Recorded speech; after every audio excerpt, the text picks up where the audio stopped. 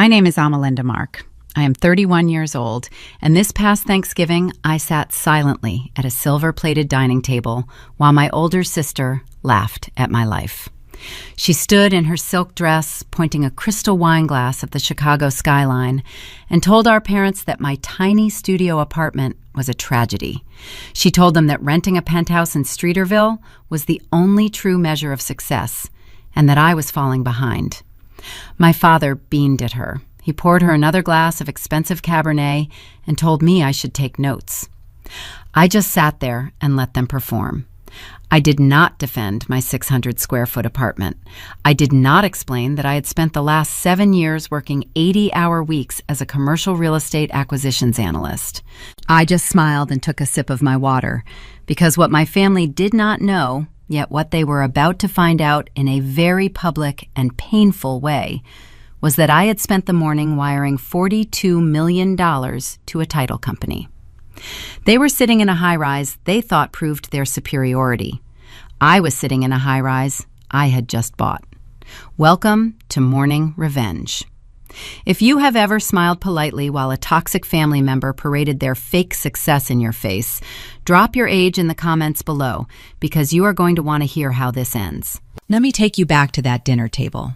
The view from Penthouse 4B demanded attention. Floor-to-ceiling glass framed the dark expanse of Lake Michigan, reflecting the glittering grid of the city against the twilight. Inside the dining room mirrored the cold polish of the streets below. Victoria held court at the head of the table, swirling her wine.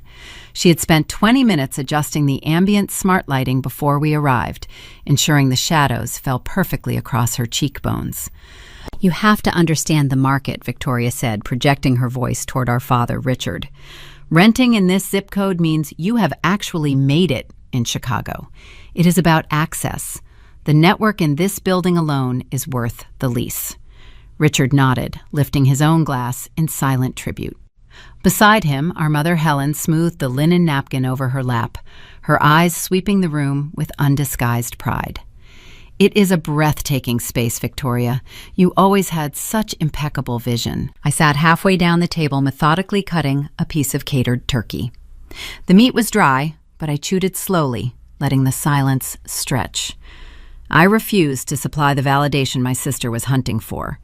As an investment analyst, I spent my days dismantling the financial structures of high-rises just like this one. I did not see a breathtaking space.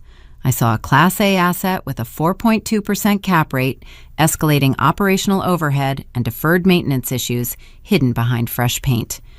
I knew the exact cost per square foot of the very floorboards Victoria was pacing across. Deprived of her desired reaction, Victoria turned her sights down the table. "And how is that sad little studio apartment, Amalinda, still surviving in 600 square feet?" A low chuckle escaped my father. He reached for the wine bottle, generously refilling Victoria's glass while bypassing my half-empty water goblet. "Now, Victoria, be fair. Amalinda is being practical." He looked at me, his tone adopting a familiar, patronizing cadence. "Though you really should ask your sister for a few pointers on presentation. You work in real estate, for heaven's sake. You should understand the value of a premier location." "Location is a line item," I said, keeping my voice even. "Equity is the asset." Victoria rolled her eyes, a sharp exhalation of breath cutting through the dining room. "Equity is a buzzword for people who cannot afford the Gold Coast. Nobody cares about your spreadsheet metrics when you are inviting them to a shoebox in the suburbs." Across the table, my sister-in-law Maya caught my gaze. Maya was married to our brother David and worked as a corporate auditor. Her professional life revolved around identifying discrepancies, a skill she applied relentlessly to the Mark family dynamics. Earlier, while fetching a coat from the foyer, Maya had spotted Victoria's open clutch resting on a mirrored console table. Protruding from the leather slots were 5 different credit cards, including a high-interest secured card that contradicted Victoria's claims of limitless wealth. Furthermore, Maya had already pointed out to me the return barcodes still stuck to the underside of the rented silver serving trays holding our feast. Maya smoothed her neat dark hair, offered me a slight knowing smirk, and took a slow sip of her water. "Some of us made it," Victoria continued, leaning back in her chair. She gestured expansively at the chandelier above us. "Some of us are still figuring it out. That is just the natural order of things." Helen reached over to pat Victoria's hand. "We are just thrilled to see you thriving, darling." I placed my knife and fork down, resting my hands in my lap. The crisp linens, the rented silver, the soaring ceilings. It was a masterful illusion. The Midwestern obsession with performative lifestyle displays relied entirely on the assumption that proximity to wealth equated to ownership of it. My parents judged success by what you could show off at a dinner party, not by what you actually held in the bank. For years, they had worshipped Victoria's designer labels and leased cars, treating my grueling, demanding career like a trivial afterthought. Victoria tapped her knife against her wineglass, demanding the table's attention for a toast. She stood, smoothing her dress. "To a flawless life," she declared, raising her glass toward the shimmering skyline, "and to knowing exactly where you belong." Just as the crystal glasses met over the centerpieces, I felt a short, distinct vibration against my thigh. I slipped my phone from my pocket, keeping it below the edge of the table. The screen illuminated with a secure email notification from the legal team at Ironwood Holdings, LLC, my shell company. I tapped the screen, reading the text hidden in the shadow of the table. Subject: closing confirmed, Streeterville Tower. Body: funds dispersed, recording complete. The $42 million acquisition is finalized. You are officially the owner of record. My heart maintained a steady, slow rhythm. I locked the screen and slid the phone back into my pocket. The ink was dry. The deed was recorded. The building encompassing the lobby, the private elevators, the fitness center, and the very penthouse we were sitting in now belonged to me. I picked up my water glass, looking directly at my sister, who was still smiling at her own reflection in the window. "To knowing exactly where you belong," I echoed, my tone cool and measured. "Let me take you back 12 hours before that turkey was carved. Wednesday morning, 5 a.m. My office on the 34th floor of a commercial building in the Loop was entirely silent. The cleaning crew had left hours ago. The only sound was the low, steady vibration of the HVAC system humming through the floorboards. I sat in the dark, illuminated only by the harsh blue glow of 3 ultra-wide monitors. My eyes burned from staring at the same mezzanine debt structures since midnight, but I did not blink. My coffee had gone cold 3 hours ago, leaving a bitter film on my tongue, but I drank it anyway. A $42 million acquisition does not allow for fatigue. You do not just buy a luxury high-rise. You dissect it. You map every structural flaw, every bloated vendor contract, every hidden liability. For 6 months, I had lived inside the financial skeleton of the Streeterville Tower. I knew its secrets better than the architect who drew the original blueprints. I knew the exact lifespan of the elevator cables. I knew the precise profit margin on the parking garage. I was not the passive, quiet daughter my parents thought I was. In this room, behind these screens, I was a predator. My family always assumed my job was a dead end. To my father, Richard, working in real estate only mattered if your face was plastered on a billboard or if you were selling mansions to minor celebrities. A senior commercial acquisitions analyst sounded like a secretary with a calculator to him. When I tried to explain yield metrics or zoning arbitrage at family dinners, my mother Helen would politely change the subject to Victoria's latest interior design project. They thought my life was boring. They thought my 600-square-foot apartment was proof of my failure. I let them believe it. I guarded that misconception carefully. While my sister spent her 20s accumulating leased luxury vehicles and maxing out high-interest credit cards to buy designer handbags, I bought concrete.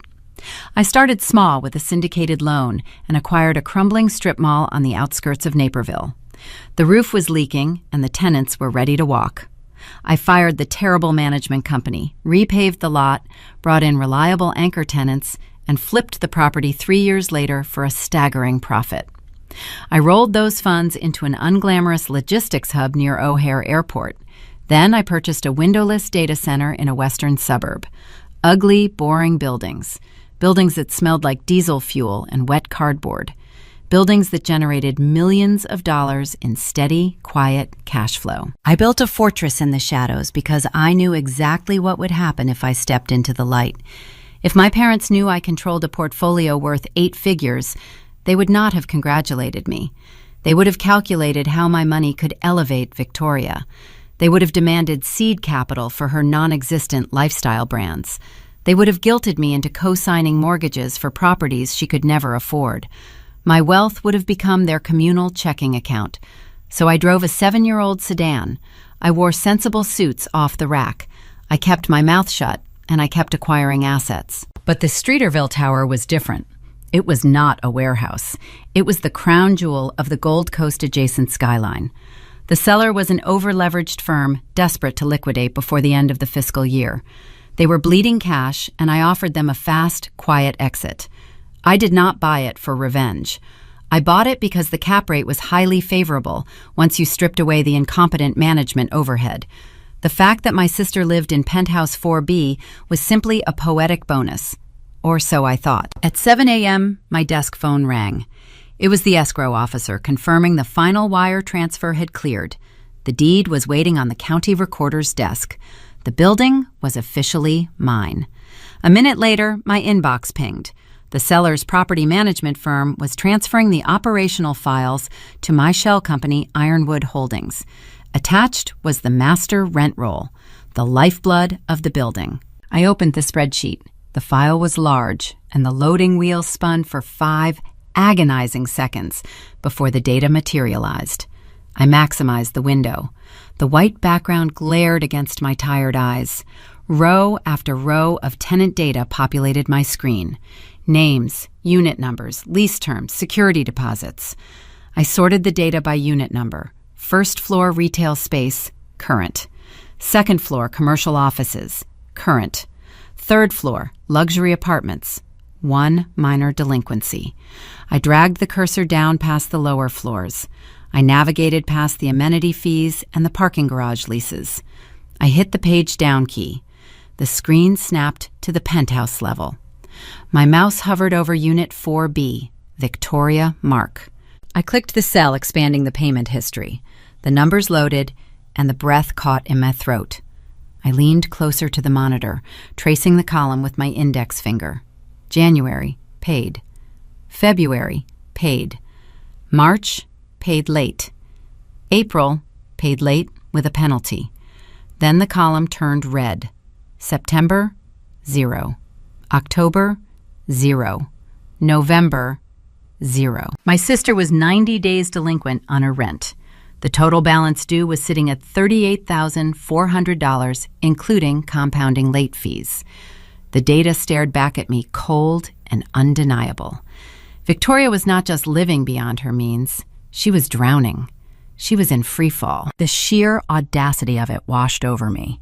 In exactly 10 hours, I was expected to sit in that very penthouse and eat Thanksgiving dinner. I was going to watch her pour expensive wine and listen to her lecture me about success inside a space she had no legal right to occupy. She had invited our parents to marvel at her wealth while standing on floors she had not paid for since the summer. It was not just a charade, it was a ticking time bomb. She was wearing silk dresses she probably bought yesterday while harboring a debt that could crush a normal person. The cognitive dissonance was breathtaking. A second email arrived in my inbox. This one was flagged with high importance from the transition manager at the property firm. The subject line read, "Urgent inquiry, delinquent accounts." I clicked it open. Good morning, ownership team. Congratulations on the successful closing. We are preparing the handover protocols and need immediate direction regarding a high-profile delinquency. The tenant in Penthouse 4B is 3 months in arrears. The previous ownership delayed action, hoping to avoid a vacancy during the sale process. However, the grace period has long expired.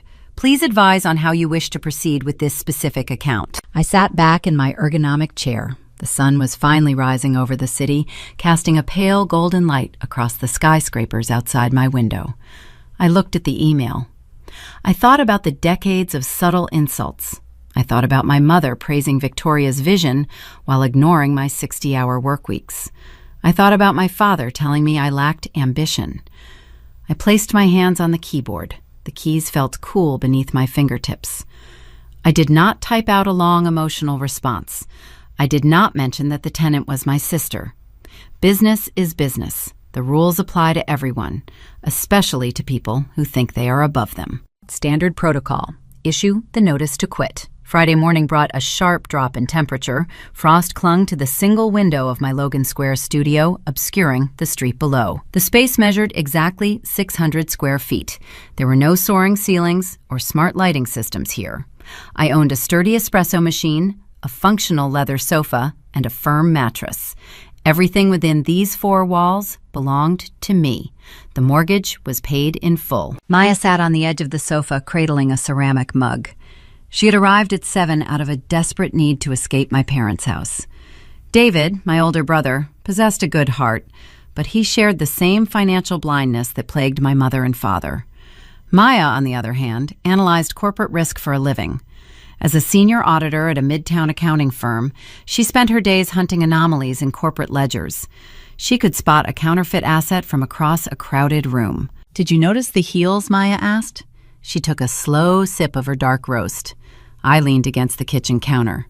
I tried to avoid looking at Victoria as much as possible. Maya set her mug down on the glass coffee table. She paraded around that dining room, acting like royalty. But when she slipped her shoes off during dessert, I saw the soles. The red lacquer was peeling away in jagged strips. You do not paint genuine designer shoes, Amalinda. You paint cheap imitations when you are desperate to project an image you cannot afford. I nodded, absorbing the observation. The Midwest hustle demanded a specific brand of optics. People in our circle would willingly endure bankruptcy just to maintain the illusion of elite status. Victoria was the reigning monarch of that delusion. It was not just the footwear, Maya continued. While you were fetching the coats, I saw her open her purse. She carries 4 different credit cards. 2 of them are secured lines meant for building bad credit. The silver serving trays holding the turkey still had the rental company barcodes affixed to the bottom. She is funding this entire charade on borrowed time. Her runway is shrinking, I stated quietly. I knew exactly how short that runway was, but I kept my expression carefully neutral. I had not disclosed the Streeterville acquisition to anyone. Ironwood Holdings remained a ghost. My sister-in-law was brilliant, but I needed to compartmentalize my operations. She is spiraling, Maya observed. The forced laughter, the constant need for your father to validate her lease. It is the behavior of a woman standing on a trap door. Before I could reply, my cell phone vibrated against the granite countertop. The screen illuminated, displaying Victoria's name. Maya raised a singular eyebrow. The Queen requires an audience. I stared at the glowing device. Victoria never reached out on a Friday morning. She considered anyone awake before 10 to be part of a working class she desperately wanted to transcend. The vibration ceased. A second later, it began ringing again. I waited for the third pulse before pressing the answer icon. "Hello," I said. My voice remained steady. Amalinda Victoria gasped. The haughty drawl from the previous evening had vanished. Her tone was pitched high, tight, and strained. She sounded like a cornered animal trying to mimic annoyance. "I need your help right this second." I pressed the speaker closer to my ear. "What is wrong?" "It is a joke. A ridiculous, infuriating joke," Victoria stammered. She forced a hollow laugh that sounded akin to shattering glass. "My building management team is run by incompetent fools. They just slid a bright red envelope under my door, a notice to quit. They are threatening to lock me out over a blatant clerical error." "A clerical error," I repeated. I glanced toward the sofa. Maya sat forward, her auditor instincts flaring to life. "Yes," Victoria snapped. Her breathing grew ragged. "The high-rise just sold. Some faceless investment group bought it yesterday, and their accounting department is a catastrophic mess. They are claiming I missed a few routine rent payments. It is a glitch in their transition software. I tried calling the leasing office, but the new manager refused to listen to reason. He told me the notice stands." I maintained a deep, calculating silence. I pictured my sister standing inside that glass box, clutching the eviction document my property manager had delivered a half hour ago. The walls were shrinking around her. "You work in real estate," Victoria demanded. Her voice shifted, attempting to reclaim her usual authority. "You know these corporate landlords. You know the zoning boards and the leasing agents. I need you to make a phone call. I need you to use your boring industry connections and intimidate them. Tell them they are dealing with someone who has high-powered legal representation. Threaten them with a lawsuit." I walked over to the frosted window, looking down at the gray pavement below. A lone delivery truck rumbled past. "Victoria, you are asking me to threaten a commercial landlord over a ledger discrepancy. That is not how this sector operates. If they issued a formal legal notice, they possess a paper trail. Who is the new ownership group?" Victoria let out a sharp sigh of exasperation. "How should I know? Some obscure holding company. Ironwood Holdings, LLC. They are probably some amateur operation from out of state trying to throw their weight around in a premier market." Hearing the name of my own corporation fall from her lips sent a quiet thrill through my veins. The trap had snapped shut, and the prey remained oblivious to the cage. "I will look into the company," I replied. I kept my cadence smooth, betraying none of the cold satisfaction pooling in my chest. "But Victoria, a phone call is not going to halt a formal eviction process. If their ledger displays a delinquency, they will proceed with the lockout." "Then fix the ledger," Victoria yelled. Her facade fractured. The raw panic bled through the digital connection. The quiet stretched between us, heavy and suffocating. "Fixing a financial ledger requires capital," I noted softly. A long pause followed. When Victoria spoke again, her voice dropped to a hoarse whisper. Her signature arrogance peeled away, leaving only desperate vulnerability. "I need $25,000, Amalinda." I did not flinch. I did not move. "It is just a short-term bridge loan," Victoria rushed on. Her words tumbled over each other in a frantic stream. "My investments are tied up in restricted trusts right now. You know how the current markets are behaving. I just need quick liquidity to clear this stupid computer glitch before the banks open on Monday. If you wire me the cash today, I can pay the management office and make this nightmare disappear. I will pay you back with premium interest by Christmas. I swear on my life." I stared at the exposed brick wall of my kitchen. $25,000. It was substantially less than the $38,000 she actually owed, but it was enough to stave off the immediate legal lockout. She was asking me to drain my personal checking account to pay my own holding company for a debt she racked up while mocking my existence. The geometric irony of the situation was staggering. "Victoria," I began. "Do not dare tell me you do not have it," she interrupted. Her tone turned sharp, weaponizing her terror. "You live in a shoebox. You never go on vacations. You hoard your salary like a miser. I know you have the cash, sitting in a checking account doing zero work. I am your sister. I am facing a crisis, and you are going to step up." I looked at Maya. She watched me intently, tracing the rim of her ceramic mug with her thumb. She mouthed a single silent word. "No." "I'm an analyst," I stated. My voice hardened, dropping into the sterile professional register I utilize during board meetings. "I do not keep $25,000 in liquid funds sitting idle for random emergencies. My capital is deployed." "Then undeploy it," Victoria demanded. The desperation morphed into a vicious, blistering entitlement. "Cash out a retirement fund. Secure a personal loan. I do not care how you source it. If I lose this penthouse, I lose my entire brand. I lose my social network. My life is anchored to this specific address. You have to fix this." I closed my eyes. The vivid memory of our father pouring her expensive wine flashed in my mind. The sound of our mother praising her visionary lifestyle echoed in my ears. They had enabled this monster for 3 decades. "I will have to review my options," I offered vaguely. "There is no time to review anything," Victoria shrieked. "The landlord gave me a 3-day window to cure the balance or surrender the keys. You have until tonight. If the wire transfer does not hit my account by 5 o'clock, I am calling Mom and Dad.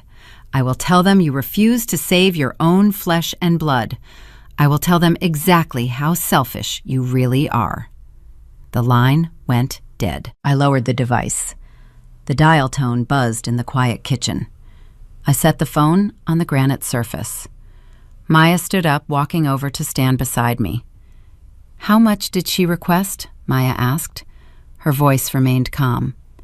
"$25,000, I replied. Maya let out a short, hollow breath. "To clear a computer glitch, yes." Maya crossed her arms. "She is drowning. If you hand over that money, it will vanish into a void. You will never see a single cent returned. More importantly, it will not save her. Whatever financial ruin she is hiding is vastly larger than $25,000. I know, I agreed. I picked up my mug. The coffee had cooled, but I drank it anyway. The conflict was no longer isolated to Victoria. By denying the loan, I was not merely letting my sister face her own consequences. I was inciting a war with my parents. Victoria had drawn the battle lines. She intended to wield Richard and Helen as blunt instruments against me. My refusal would trigger a family reckoning. My phone illuminated on the counter. A text message from Helen appeared on the locked screen. The preview text was brief and commanding. "We need to have a serious discussion. Come to the family home at noon. Do not be late." The demand hung in the chilly morning air. The next trap was set. I navigated my reliable sedan through the heavy midday traffic on Lakeshore Drive. The journey out to Evanston took 45 minutes. My parents purchased their sprawling Tudor-style home during the late 90s. The property sat on a tree-lined street known for generational wealth. From the sidewalk, the house projected an aura of timeless prosperity. The front lawn was manicured into perfect emerald stripes, but if you looked closely, the facade was crumbling. The cedar roof shingles were curling at the edges, warning of severe moisture damage. The gutters sagged under the weight of accumulated debris. Richard and Helen ignored the structural decay. They preferred to channel their dwindling resources into country club dues and leased German sedans. Maintaining the illusion dictated every decision in their universe. I parked my car in the cracked driveway and walked toward the heavy oak front door. I did not knock. I turned the brass knob and stepped into the foyer. The atmosphere inside felt dense, oppressive, and thick with manufactured outrage. My mother sat rigid on a velvet armchair in the formal living room. She wore a tailored blazer and pearl earrings, an outfit meticulously selected to project maternal authority. My father stood near the unlit stone fireplace, clutching a heavy crystal tumbler of scotch, despite the clock barely reading noon. Maya occupied the far end of the floral sofa, keeping a calculated physical distance from the brewing storm. Her husband, David, my older brother, sat beside her, staring intently at his shoes. He looked deeply uncomfortable, paralyzed by his lifelong habit of avoiding conflict. "Amalinda, come in and sit down," Helen ordered. Her voice carried the sharp, unyielding snap of a commanding officer addressing a subordinate. I bypassed the plush cushions of the sofa and chose a stiff-backed wooden dining chair opposite them. The rigid posture kept my mind sharp. I rested my hands on my knees and waited. "We received a highly disturbing phone call from your sister this morning," Richard began. He took a slow, deliberate sip of his drink, letting the ice clink against the glass. The sound echoed in the quiet room. "She informed us that you refused to assist her during a critical financial emergency. She asked for a simple, short-term bridge loan to correct a minor administrative error, and you turned your back on her." $25,000 is not a minor error, I replied, keeping my tone flat and neutral. "It is a substantial sum of capital. My compensation consists of a standard corporate analyst salary. I do not possess that kind of idle cash sitting in a checking account waiting to be deployed for emergencies." Helen let out a sharp, dramatic sigh of profound disappointment. "Please do not insult our intelligence, Amalinda. We know exactly how you live. You reside in a tiny cramped box. You never purchase new clothing. You squirrel away every penny you earn while your sister works tirelessly to build a recognizable brand. Victoria requires a specific image to succeed in her competitive industry. Her Streeterville penthouse is vital to her networking capabilities. Her industry consists of attending cocktail parties and posting photos, I noted, quietly. Richard slammed his tumbler onto the wooden mantel. The sharp crack caused David to flinch. "Do not speak about your sister with such blatant disrespect," Richard bellowed. "Victoria is cultivating high-net-worth relationships. She is interacting with elite circles. You sit behind a desk looking at spreadsheets all day. You lack the vision to comprehend the necessary investment required to operate at her level. She needs those funds by 5 o'clock today. We expect you to provide them." The hypocrisy hung heavy in the stale air of the living room. My parents were lecturing me about financial success while standing inside a house burdened by 2 separate mortgages. They revered the fragile illusion of wealth while punishing the actual quiet creation of it. They wanted me to bleed so Victoria could continue to pretend. I shook my head. I already told her no. The answer remains no. I am not funding her lifestyle. "Then you will liquidate your retirement account," Richard declared. He stepped forward, his face flushed red with indignation. "You will call your brokerage firm right now and initiate a hardship withdrawal from your 401k. The penalty fee is irrelevant. Family comes first. You can rebuild your portfolio later when you actually need it. Right now, Victoria needs capital to protect her living situation, and you are going to provide it." The sheer audacity of the demand momentarily stunned me. They wanted me to cannibalize my own future to fund Victoria's fraudulent present. They viewed my hard-earned assets as a communal slush fund, meant to be raided whenever the golden child faltered. Before I could articulate a response, Maya shifted on the sofa. She uncrossed her legs and leaned forward. "With all due respect, Richard, that is a catastrophic financial strategy," Maya said.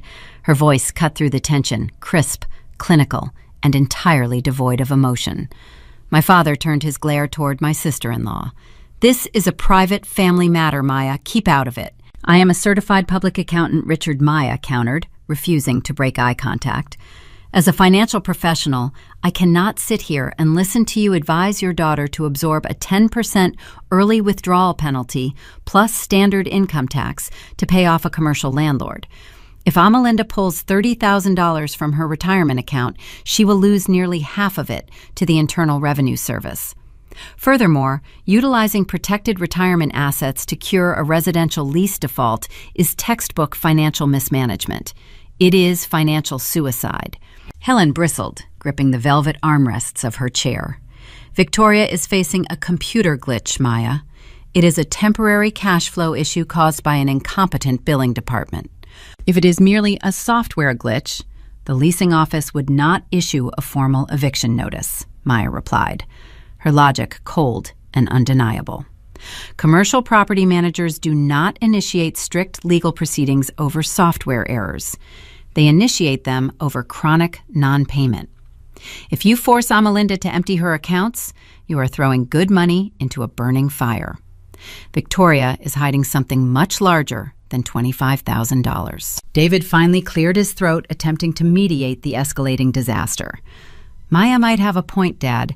Maybe Victoria should just downsize, move somewhere more affordable until she figures things out." "Downsize?" Helen gasped, pressing a manicured hand to her chest as if she had been physically struck. "And admit defeat to those corporate vultures? Never. Our family does not retreat." The room vibrated with unresolved hostility. My parents refused to process facts that contradicted their preferred narrative.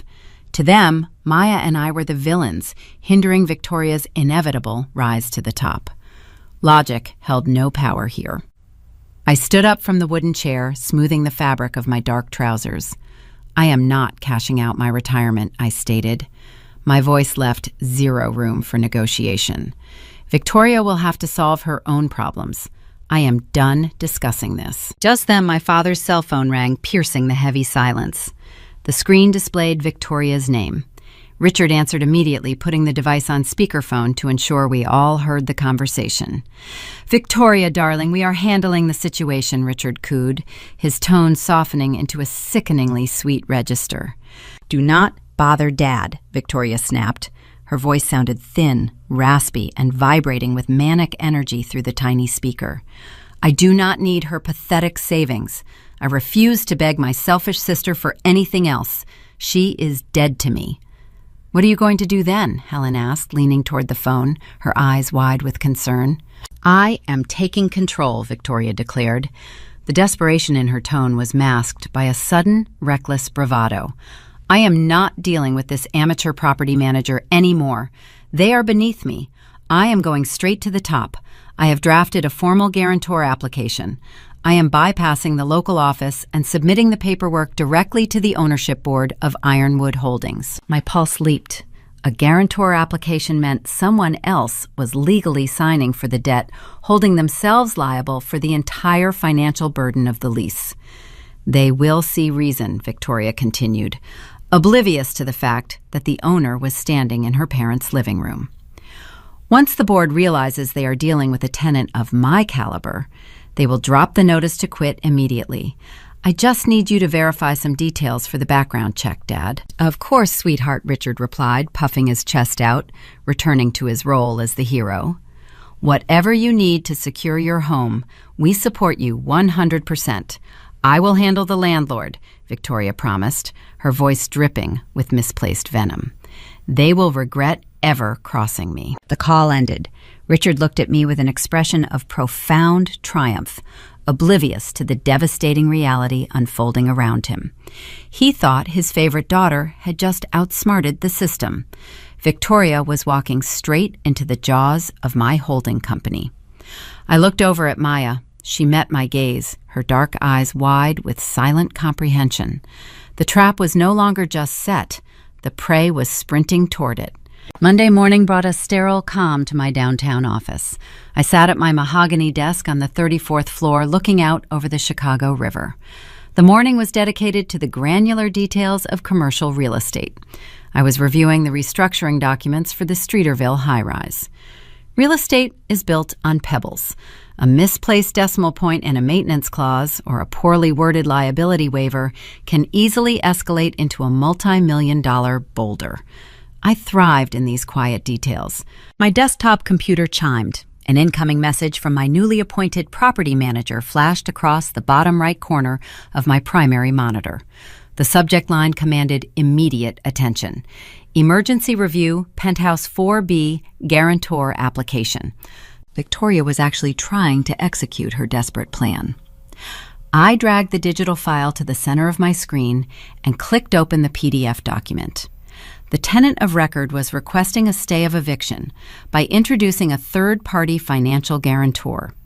By signing this specific legal form, the guarantor assumed full personal liability for the $12,000 monthly lease, including all past due balances and future penalties. I scrolled past the standard boilerplate language to the financial disclosure section.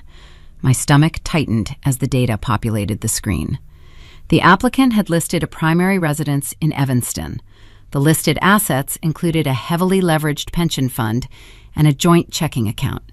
It was the exact financial footprint of my father. I moved the cursor down to the final page where the digital signature was affixed. I leaned in close to the glowing glass. The looping cursive R and the sharp angular M were practically identical to the way my father signed birthday cards. But my trained analytical eye caught the discrepancies immediately. The digital stroke weight was too uniform, indicating it was traced using a stylus rather than naturally written. More importantly, the digital Internet Protocol address logging the electronic submission originated from the Streeterville zip code, not Evanston. Victoria had not asked him to co-sign. She had forged his signature. This discovery fundamentally altered the landscape of the conflict. My sister was no longer merely engaging in pathetic social climbing. She had crossed a definitive line into felony fraud. By submitting this document, she was legally binding our parents to a debt they could never satisfy. If Ironwood Holdings executed this contract and Victoria continued to default, The ensuing court judgments would strip my father of his remaining retirement funds. The bank would foreclose on the Evanston house. Victoria was willing to bankrupt the people who worshipped her just to keep up appearances for a few more weeks. My hands felt remarkably cold. I stared at the blue ink on the white background. I had to decide my next move. I could quietly reject the application, citing insufficient liquidity, and let the eviction proceed normally. That would shield my parents from their own daughter. Or I could accept the document, hold it as leverage, and expose the forgery in the most devastating way possible. A soft knock interrupted my racing thoughts. The heavy glass door to my office swung open. Maya stepped inside, holding 2 brown paper bags from a high-end salad bistro down the block. We had scheduled a lunch date to decompress from the disastrous weekend encounter. Maya wore a sharp charcoal pantsuit, her hair pulled back into a severe knot. She set the bags down on the small circular table near the window and turned toward my desk. She stopped abruptly. Her keen eyes scanned my face, interpreting the rigid posture and the pale complexion. "What happened?" Maya asked, dropping her leather tote onto a chair. "You look like you just witnessed a crime." "Worse," I replied, keeping my voice low. "I witnessed a financial suicide." Maya walked around the edge of my desk, stopping behind my ergonomic chair. She leaned over my shoulder. As a senior corporate auditor, she read legal contracts the way most people read morning newspapers. Her eyes darted across the glowing screen, absorbing the headers, the liability clauses, and the financial disclosures. She noted the monthly rent figure, $12,000. She traced the listed Evanston address. She examined the signature at the bottom of the page. "Richard Mark." She read aloud, her voice barely a whisper. "Amalinda, tell me your father did not actually sign away his pension to save that ridiculous apartment." "He did not sign it," I stated plainly. "Look at the timestamp at the bottom margin. The document was generated, signed, and submitted from a local network inside the Streeterville building at 2 a.m. She forged it." Maya inhaled sharply, taking a step back from the monitor. Her hands covered her mouth. "This is wire fraud. This is identity theft. If the landlord accepts this paperwork and she defaults, they will liquidate your parents' entire estate to recover the damages. Victoria just handed them the match to burn down your family home." Maya paced toward the window, staring out at the urban skyline. She shook her head, trying to process the sheer audacity of the crime. The landlord is going to run a background check. They will demand notarization.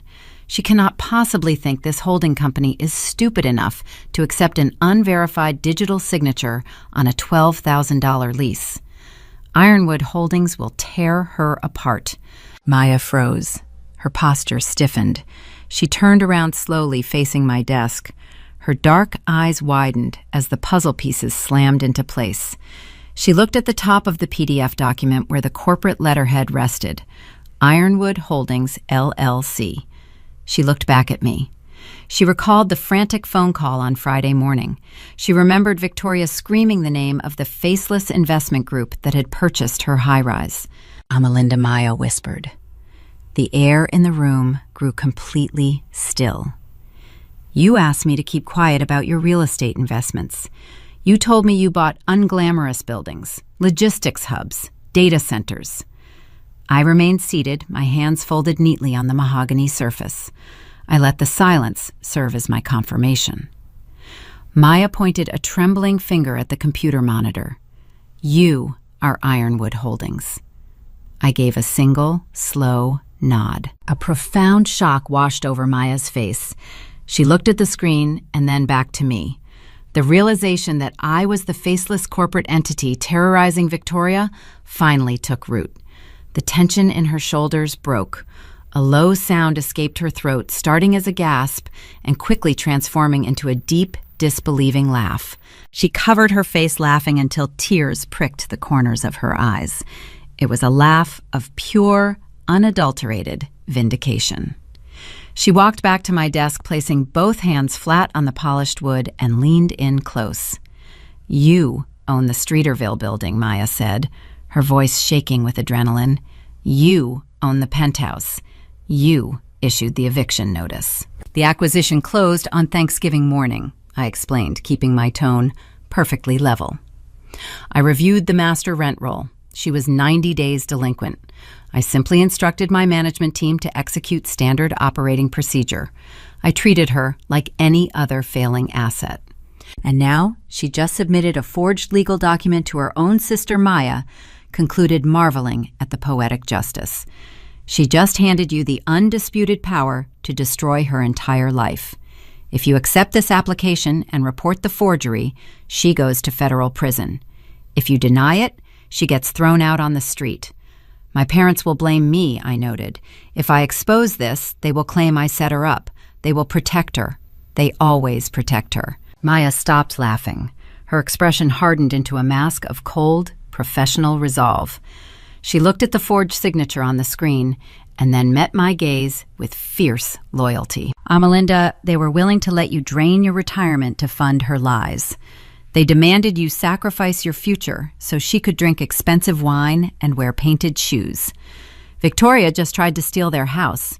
She tried to bankrupt them. You are the only person standing between your parents and total financial ruin. Maya tapped her fingernail against the glass monitor right over Victoria's forged handiwork. Do not reject this application quietly. Do not let her slink away in the dark. She wants to play high-stakes corporate games. Show her what a real predator looks like. I looked at the blue ink on the white background. The pebble had officially become a boulder. The game was no longer about a late rent payment. It was about survival. I pledge my absolute silence, Maya promised, stepping back from the desk. No one will hear a word of this from me. But you need to end this charade, Amalinda. Drop the hammer. I reached for my computer mouse. The cursor hovered over the property management software. I needed to formulate a response to the leasing agent. I needed to set the stage for the final act. I drafted a short email to my team instructing them to place the guarantor application in a pending status. Furthermore, I ordered the management office to reject any further digital communications from the tenant in Penthouse 4B. From this moment forward, all interactions would require a physical presence. The trap was locked. Now I just had to wait for her to panic. The invitation arrived on premium heavy cardstock embossed with shimmering gold foil. A holiday kickoff gala hosted by Victoria Mark in Penthouse 4B. The sheer audacity of the event was a masterclass in psychological denial. While her forged guarantor application sat trapped in a pending folder on my secure corporate server, my sister decided the optimal way to project financial stability was to drain her final surviving line of credit on champagne and a live string quartet. She was staging a theatrical production on the edge of a cliff. Maya and I stepped out of the private elevator at exactly 8 o'clock on Friday evening. The intense volume of the gathering hit us before we even handed our winter coats to the hired attendant in the foyer. The vast living space was packed with 50 of Chicago's most image-obsessed urbanites. Influencers wearing borrowed couture mingled with minor local celebrities and desperate real estate brokers. The air smelled of expensive truffle hors d'oeuvres and desperate ambition. Floor-to-ceiling windows framed the dark, icy expanse of Lake Michigan, providing a stunning backdrop to the unfolding financial disaster. Maya stood beside me in a tailored navy jumpsuit, her dark eyes scanning the room with the precision of a barcode scanner. She leaned in close, keeping her voice barely above a whisper. The catering company is out of the Gold Coast. They require a 50% deposit up front and the remainder upon delivery. I just watched the head chef corner Victoria near the kitchen hallway, holding an unswiped credit card terminal. He looked furious. She waved him off and promised to wire the funds on Monday. She is funding this entire night with invisible money, I noted, watching a waiter walk past with a silver tray of oysters. Victoria materialized from the crowd a moment later. She wore a plunging, emerald-green sequined gown that caught the ambient lighting of the chandelier. A delicate diamond tennis bracelet encircled her wrist. It was a stunning piece of jewelry, likely rented for the weekend. She carried a crystal flute of sparkling wine, her face flushed with manufactured triumph. When she spotted us, her smile widened into a sharp, predatory grin. She viewed my presence as a concession. She thought I had surrendered to her superiority by simply showing up. "Amalinda, you actually made it," Victoria announced, projecting her voice so the surrounding guests could hear. "I was worried you would feel out of place among this crowd. It is a bit of a step up from Logan Square." "It is certainly a different atmosphere," I replied, my tone entirely devoid of friction. "The space looks beautiful, Victoria." She preened under the hollow compliment, turning to include a nearby couple in our conversation.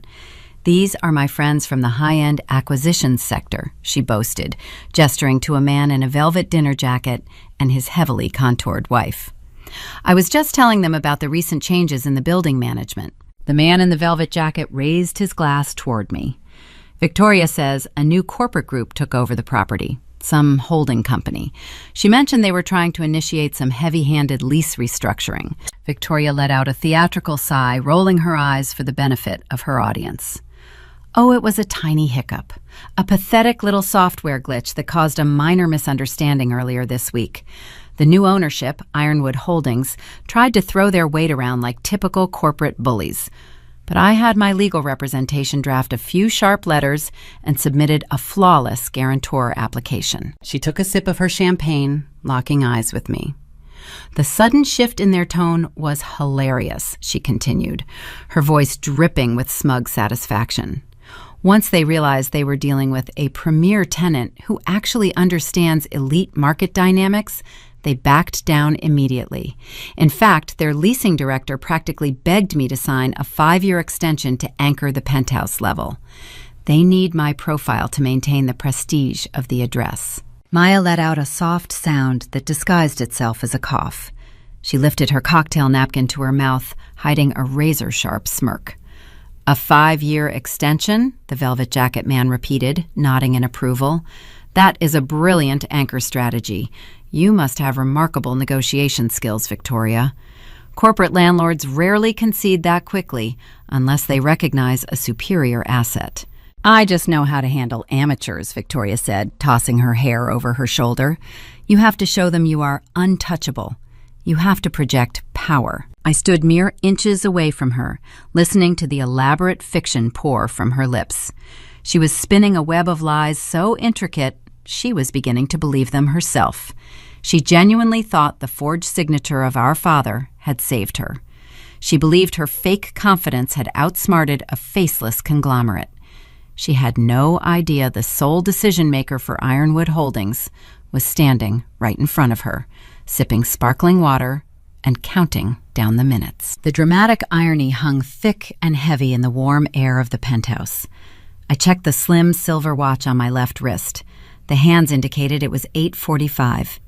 "If you will excuse me," Victoria declared, spotting another wealthy target across the room, "I need to make sure the photographer gets a few candid shots of the string quartet before they take their intermission. Enjoy the caviar, Amalinda. Try not to ruin your appetite for whatever you eat back in your studio." She glided away, vanishing into a sea of designer fabric and expensive perfume. Maya stepped closer to me, her shoulder brushing mine. "I have audited sociopaths who displayed more tether to reality than your sister," Maya murmured. "She is standing in a burning building and bragging about the warmth of the fire. When exactly does the illusion shatter?" 15 minutes, I replied, keeping my gaze fixed on the private elevator doors at the far end of the foyer. The pacing of the party felt surreal. The string quartet played a lively classical rendition of a modern pop song. Laughter echoed off the towering glass panes. Guests posed for photographs holding their drinks high, showcasing a lifestyle built entirely on vapor. I remained anchored in my quiet corner, observing the microscopic cracks in the foundation. The catering staff moved with frantic urgency, their expressions tight with the realization that their invoices might never clear. Victoria darted from group to group, her laughter pitched slightly too high, her movements fueled by raw adrenaline and mounting panic. I checked my watch again. 8:55. The doorman, stationed at the ground floor lobby of the Streeterville Tower, operated under strict security protocols. Standard procedure dictated that all uninvited guests were to be detained at the front desk until the resident granted explicit telephonic approval. But earlier that afternoon, I had sent a secure directive directly from the ownership portal overriding the standard protocol, for one specific individual. The doorman was instructed to allow a licensed process server immediate, unhindered access to the private penthouse elevator at exactly 9 o'clock. The minute hand struck the 12. A soft electronic chime echoed through the foyer, cutting through the ambient noise of the gala. The heavy brushed steel doors of the private elevator slid open. A man stepped onto the hardwood floor of the penthouse. He did not blend in with the curated aesthetic of the evening. He wore a utilitarian gray winter coat over a standard blue suit. He held a thick, bright red folder in his right hand. His expression was stern, professional, and entirely immune to the intimidation of wealth. He scanned the crowded room, navigating through the sea of socialites with purposeful strides. Victoria spotted him from beside the makeshift bar, her brow furrowed in deep annoyance. Assuming he was a lost delivery driver or an uninvited +1 who had slipped past security, she marched across the room to intercept him. She raised her hand, preparing to scold him and redirect him to the service elevator. The string quartet finished their song, lowering their instruments for a scheduled break. The sudden absence of live music created a momentary vacuum of silence in the sprawling living space. "Excuse me," Victoria snapped her voice, carrying clearly across the quiet room. "You are not supposed to be up here. The service entrance is down the hall." The man stopped directly in front of her. He did not flinch under her glare. He looked down at a small printed photograph clipped to the front of his red folder and then looked back up at her face. "Are you Victoria Mark?" he asked, his voice booming with practiced authority. "I am Victoria," replied, lifting her chin defiantly. "Who are you, and who let you up here?" The process server did not answer her question. Instead, he thrust the bright red folder forward, pressing it firmly against her chest until she reflexively raised her hands to grasp it. "You have been formally served," he announced.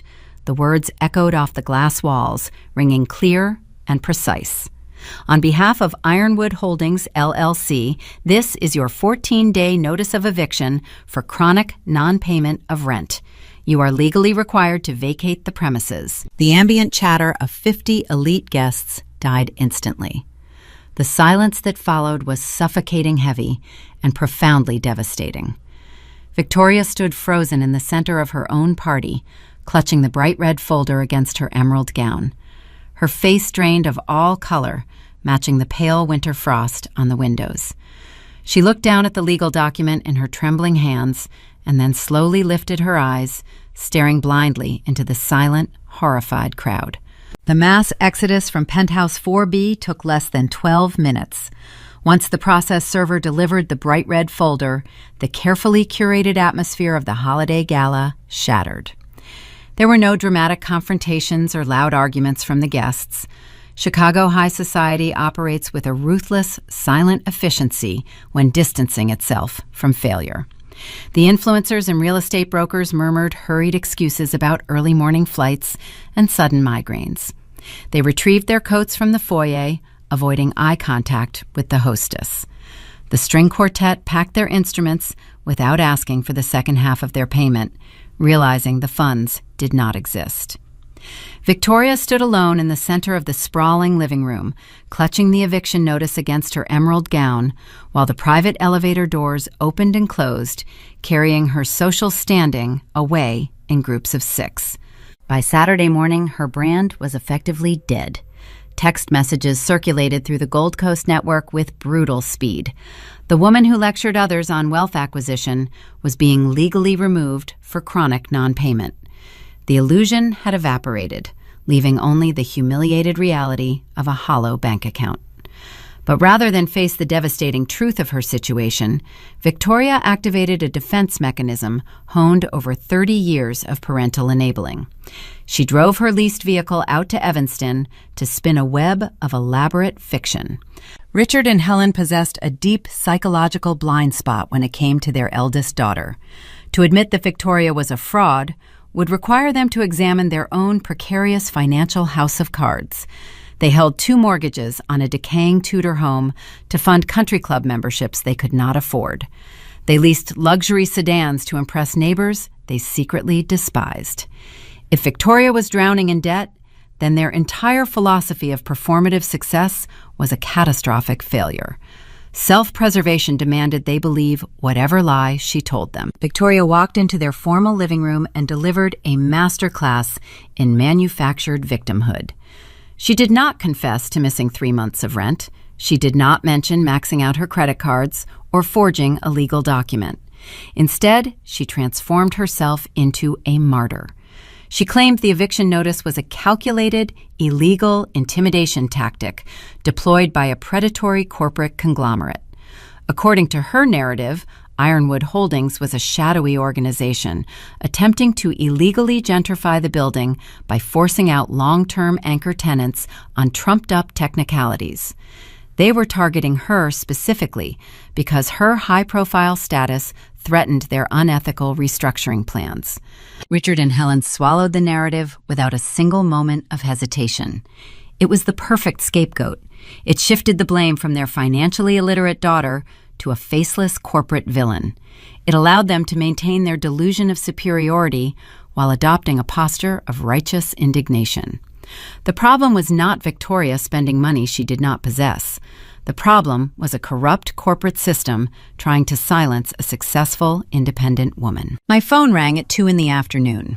I was sitting at my kitchen island in Logan Square reviewing quarterly projection models on my laptop. I saw the Evanston landline flashing on the screen. I poured a fresh cup of coffee, pressing the green accept icon. "Amalinda, your industry is a disgrace," Helen shrieked through the speaker. Her voice was shrill, trembling with a mixture of terror and rage. I always knew real estate was filled with greedy, unethical vultures, but this crosses every boundary of common decency. I rested my forearms on the cool granite countertop. "Good afternoon, Mother. To what specific vultures are you referring?" "Do not play coy with us," Richard bellowed, taking over the conversation. The speakerphone echoed slightly, indicating they were standing together in their kitchen, pacing the floorboards.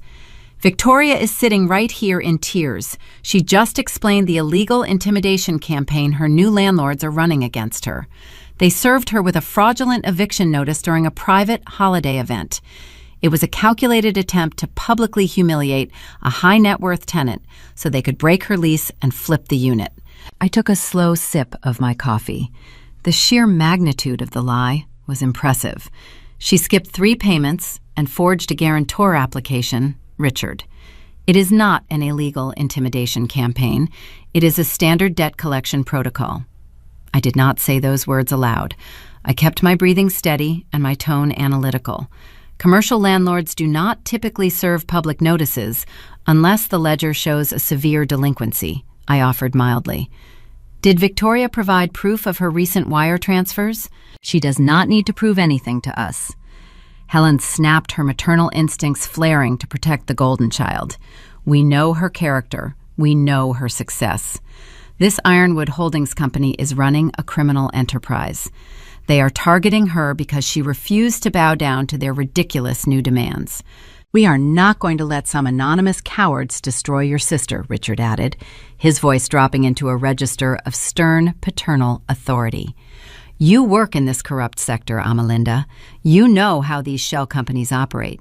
You have access to the corporate registries and the back-channel databases. We demand that you use your network to uncover the truth." I stared at the blinking cursor on my laptop screen. The layers of dramatic irony were compounding rapidly.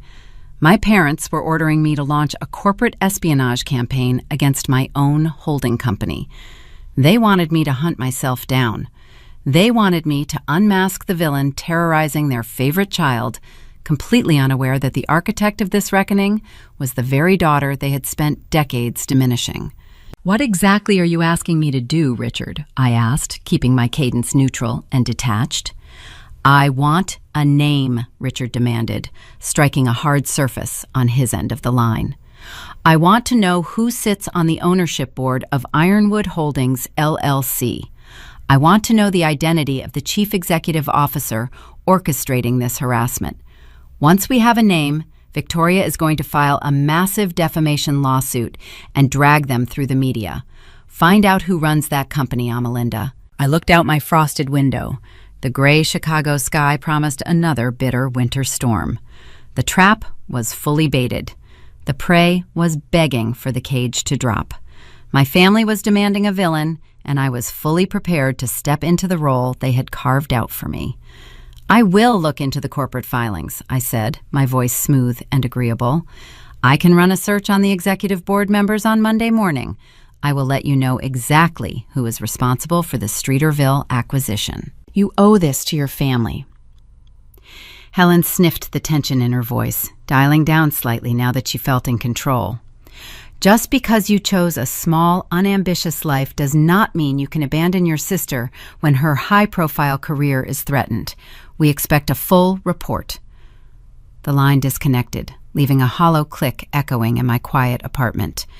I set the phone down next to my coffee mug. The weekend stretched ahead, quiet and inevitable. When Monday morning arrived, I sat at my mahogany desk on the 34th floor of my downtown office. The urban landscape hummed with the frantic energy of the financial district. I opened my encrypted email portal, navigating to the Property Management Communications folder. The forged guarantor application bearing my father's traced signature remained in the pending queue. I initiated a new message to the senior transition director at the property management firm. The keystrokes sounded sharp and decisive in the silent room. "Regarding the tenant in Penthouse 4B, I typed, my eyes scanning the crisp black text on the bright screen. "The guarantor application submitted on Friday is formally rejected due to severe irregularities in the digital signature and verified financial disclosures. The notice to quit remains active and enforceable." I paused, my fingers resting lightly over the home row. I needed to guide Victoria and my parents into the final arena. They wanted a face-to-face confrontation with the corporate monster. It was time to give them exactly what they asked for. Furthermore, I continued typing, "I am initiating an escalation protocol. Inform the tenant that the ownership board requires a mandatory in-person mediation meeting to discuss the impending lockout and the fraudulent nature of the submitted paperwork. Schedule the mediation for Wednesday morning at 10 o'clock. Reserve the main executive boardroom at my firm. Instruct the tenant that legal counsel or family representation is permitted." I clicked send. The digital command vanished into the server, executing the final sequence. I leaned back in my ergonomic chair, watching the river traffic crawl through the concrete canyons below. The scapegoat had run out of places to hide. The illusion was over. Wednesday morning arrived wrapped in a shroud of freezing rain. The downpour washed the Chicago streets clean, leaving the financial district slick and gray. I arrived at my office tower at 7, giving myself 3 hours to architect the upcoming execution. Corporate power operates unlike family dynamics. Families rely on emotion, guilt, and manufactured historical grievances. Corporations rely on documented leverage. Today, I was replacing the former with the latter. I reserved the primary executive boardroom on the 34th floor. The space was meticulously designed to intimidate. It featured floor-to-ceiling reinforced glass walls overlooking the murky, churning waters of the river below. A long slab of polished mahogany dominated the center of the room, surrounded by 12 high-backed leather chairs. The ambient temperature was perpetually set to 66 degrees, ensuring visiting negotiators remained alert and slightly uncomfortable. I arranged for the property manager from the Streeterville Tower to attend alongside my internal corporate counsel. They were instructed to speak only when addressed and to follow my lead implicitly. I opened my email portal and contacted the ground floor security desk. I submitted 3 names for temporary visitor passes: Richard Mark, Helen Mark, Victoria Mark. I instructed the lobby attendants to bypass the standard waiting area protocol and direct the guests immediately to the private executive elevator bank. I wanted them to feel a false sense of momentum. I wanted them to walk into the slaughterhouse believing they owned the building. At 8:30, the glass doors to the boardroom glided open. Maya walked in carrying a stack of thick presentation folders. She wore a sharp, tailored gray suit, her demeanor strictly professional. She had taken a personal day from her auditing firm to assist me with the final preparations. We shared a silent understanding regarding the necessity of this confrontation. She hated the toxic enabling just as much as I did. Maya placed the folders onto the mahogany table. The covers were crafted from heavy, matte black cardstock, bearing the embossed silver logo of Ironwood Holdings, LLC. The physical weight of the documents was deeply satisfying. I spent the entire weekend compiling the data, Maya said, her voice echoing slightly in the vast room. I pulled the public records from the county clerk and cross-referenced them with the credit liens filed against her shell companies. I also bound the forged guarantor application, highlighting the routing address discrepancies and the fraudulent digital signature timestamps. I picked up one of the folders, opening the cover. The pages were crisp, warm from the printer. The data was ruthless. Maya had built a financial autopsy of my sister. It detailed the maxed-out secured credit lines, the mounting vehicular lease penalties, and the catastrophic debt-to-income ratio. Beside the ledger sat the forged signature page. It was undeniable proof of a felony. "This is meticulous," I noted, turning the page to view the property management communications log. "Numbers do not possess an ego," Maya replied, pulling out a chair and sitting down. "They only possess the truth. Your parents have spent 3 decades shielding her from reality. Today, reality is going to hit them like a freight train." During my early 20s, while Victoria was learning how to manipulate social circles, I was learning how to read commercial leases. I spent my nights studying contract law and default clauses, while she spent hers hunting for wealthy targets at charity galas. Our parents praised her networking skills, believing her charm would secure her a prosperous future. They dismissed my analytical skills as dry and uninspired. They failed to realize the charm evaporates the moment the bank demands a routing number. As if summoned by the silent memory of her entitlement, my cell phone vibrated on the polished wood surface. I glanced down at the illuminated screen. A rapid succession of text messages from Victoria flooded my notifications. "We are having breakfast at the club. Mom and Dad are furious. I hope these slumlords are ready for a war. We are going to destroy this pathetic company. Make sure you find out the name of the CEO like Dad asked, because I am going to ruin him." I read the messages in silence. The frantic, emotional chaos vibrating through the digital texts contrasted sharply with the quiet, sterile hum of the boardroom. Victoria was hyping herself up, preparing for a theatrical performance. She genuinely believed her manufactured outrage could overpower a commercial lease agreement. She thought Richard and Helen, acting as her personal infantry, would terrify a corporate landlord into submission. I locked the phone screen, setting the device face down next to my black folder. "Is she still spinning the victim narrative?" Maya asked, reading my posture from across the table.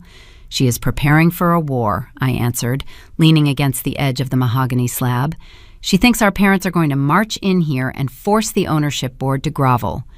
She asked me again to find out the name of the chief executive officer so she can ruin his life. Maya shook her head, a slow, deliberate movement. The delusion is staggering. She is walking into a mediation over a forged financial document, and she thinks she holds the high ground. The clock on the wall indicated it was 9:15. The property manager arrived precisely on schedule. He was a tall, thin man named Davis holding a leather briefcase. He took a seat near the far end of the table, maintaining a respectful distance. 5 minutes later, my in-house legal counsel entered the room. She was a sharp, seasoned attorney who specialized in contract enforcement. I had briefed them both on the parameters of the meeting. They knew the tenant of Penthouse 4B was delinquent. They knew the guarantor application was fraudulent. They did not know the tenant was my sister. I preferred to keep my personal life detached from my payroll. I directed Davis to sit on my left and the attorney to sit on my right. I remained standing, taking my position at the head of the long table. I arranged 3 empty chairs directly opposite my designated seat. I placed a glass of iced water and a single black presentation folder in front of each empty chair. The staging was precise. When they walked through the glass doors, they would be forced to sit in the inferior positions, facing the windows and the glaring morning light. The tension in the room grew thick, heavy with anticipation. The air conditioning system hummed a steady, low-frequency drone. I adjusted the cuffs of my dark navy suit. For years, I had endured their passive insults regarding my career trajectory.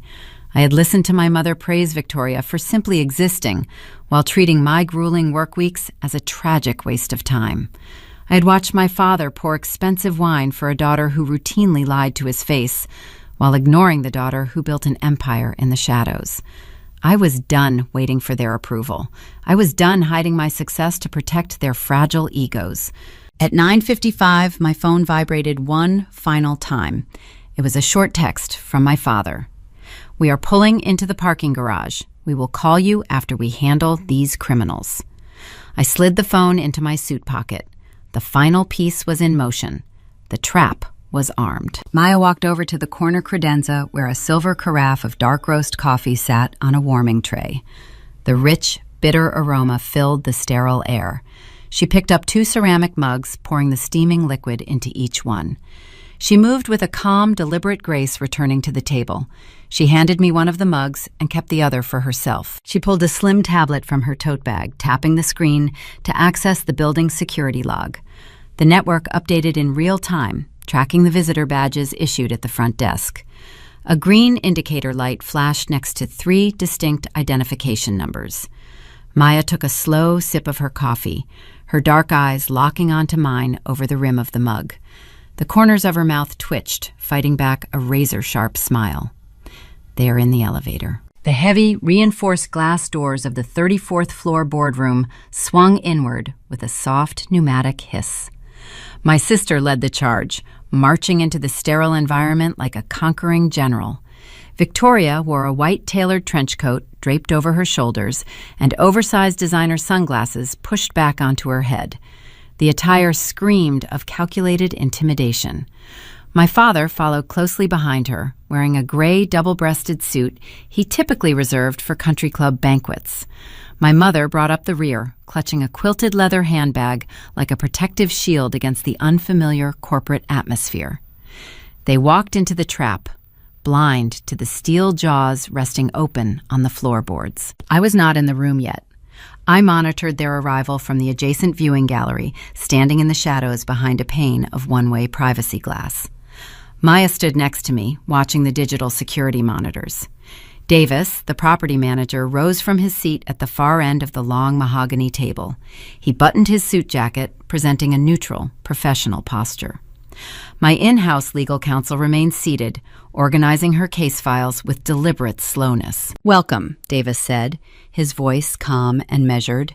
"Please take a seat. We are just waiting for the head of acquisitions to join us before we begin the mediation." Victoria scoffed. She did not sit. She paced the length of the room, her heels clicking sharply against the polished hardwood. She approached the floor-to-ceiling windows, looking out over the churning gray waters of the river before turning back to glare at the property manager. "I am not sitting down for some mid-level assistant," Victoria declared. She crossed her arms and her trench coat shifting to reveal a bright crimson blouse. "I demanded a meeting with the ownership board. I want the chief executive officer in this room right now. You people slipped a fraudulent eviction notice under my door and ruined a high-profile event.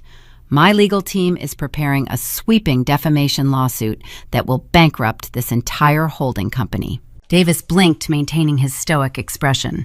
He gestured toward the 3 black presentation folders resting on the table.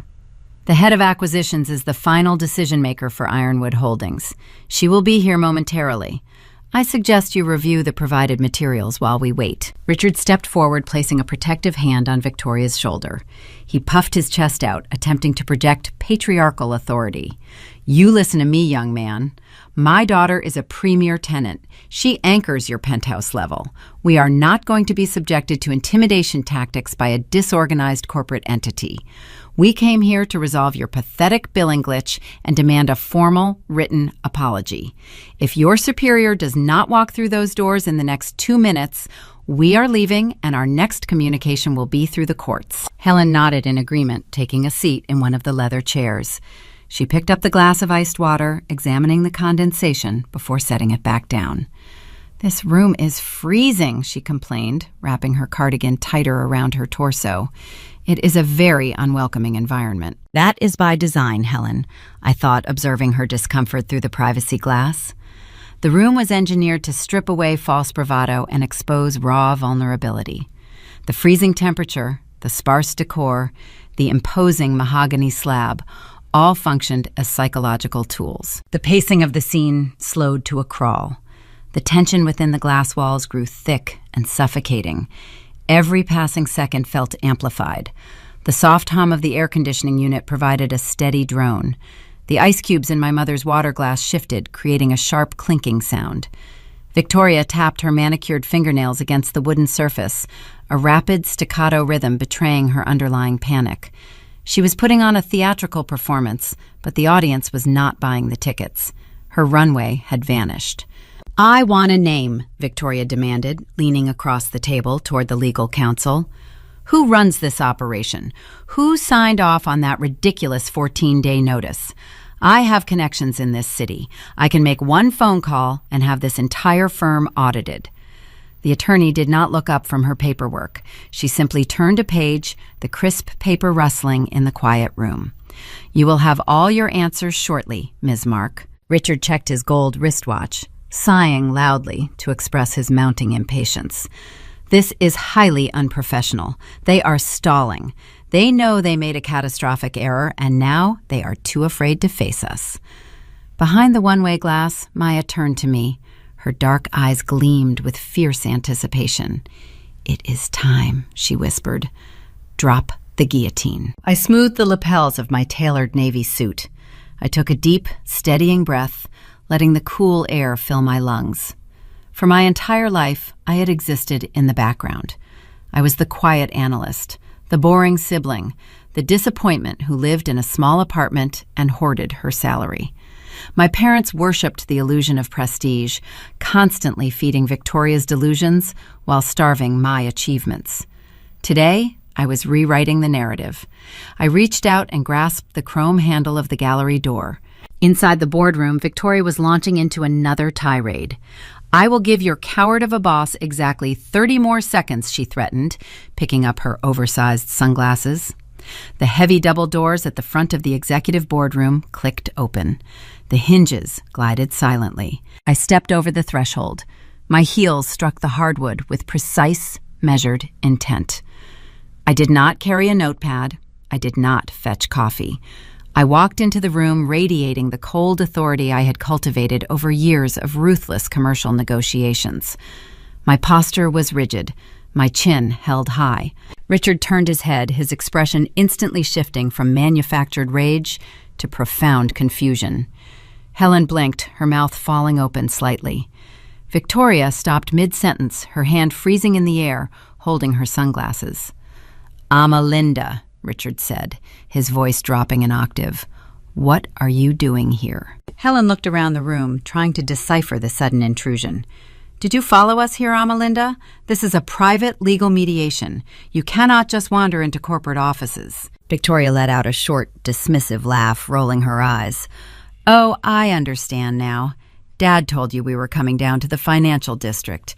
You probably begged your little entry-level manager to let you sit in on a real meeting. Are you here to take notes for us? Make yourself useful and get me a sparkling water." I did not answer them. I did not acknowledge their taunts. I kept my gaze fixed forward, walking past the gallery seating. I moved past the side chairs reserved for junior associates. I bypassed the visitor section entirely. I walked directly to the head of the long mahogany table.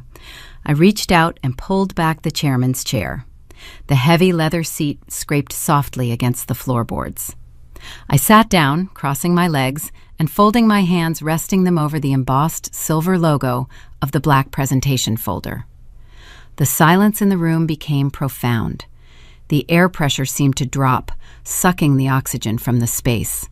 Richard stared at me, his brow furrowing as his brain struggled to process the visual information. My father spent his career judging hierarchical status by seating arrangements. He knew the head of the table belonged to the apex predator. Seeing his quiet, unassuming daughter occupy that specific chair created a severe cognitive short circuit. "Amalinda." Richard repeated his tone, lacing with genuine uncertainty. "Get up from there. You are embarrassing yourself. That seat is reserved for the head of acquisitions." Helen gripped the arms of her chair. Please stop playing games, Amalinda. This is a very serious situation. You are going to get fired if your superiors catch you doing this. Victoria narrowed her eyes. The initial dismissive arrogance began to curdle into something else. A microscopic sliver of doubt crept into her expression. She looked at the property manager and then back to me. "Tell the secretary to leave," Victoria demanded, pointing a trembling finger in my direction. "We are done waiting." Davis, the property manager, closed his leather briefcase. He turned his head, slowly pivoting away from Victoria and looking directly down the length of the table toward my chair. The legal counsel closed her file, mirroring his movement. Davis cleared his throat. The sound shattered the heavy silence like a gunshot.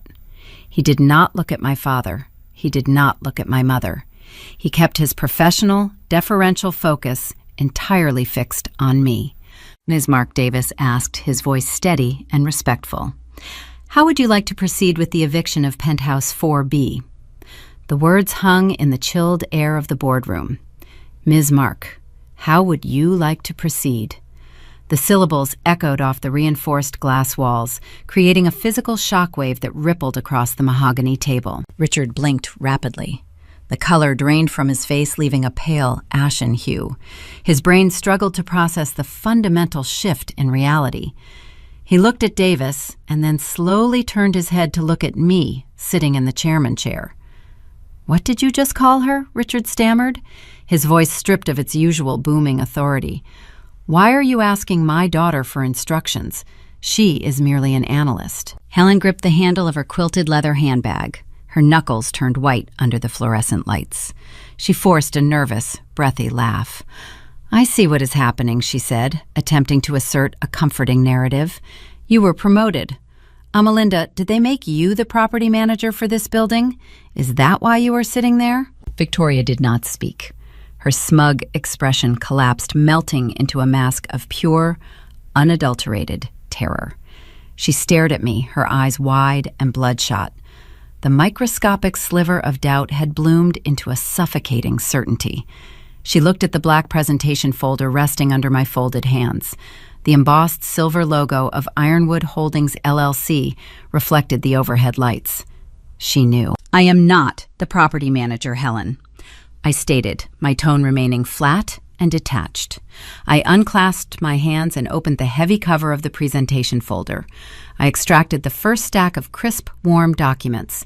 I pushed them across the polished wood surface. The paper glided smoothly, coming to a stop directly in front of my father. "Those are the corporate incorporation filings," I explained, watching Richard tentatively reach for the pages.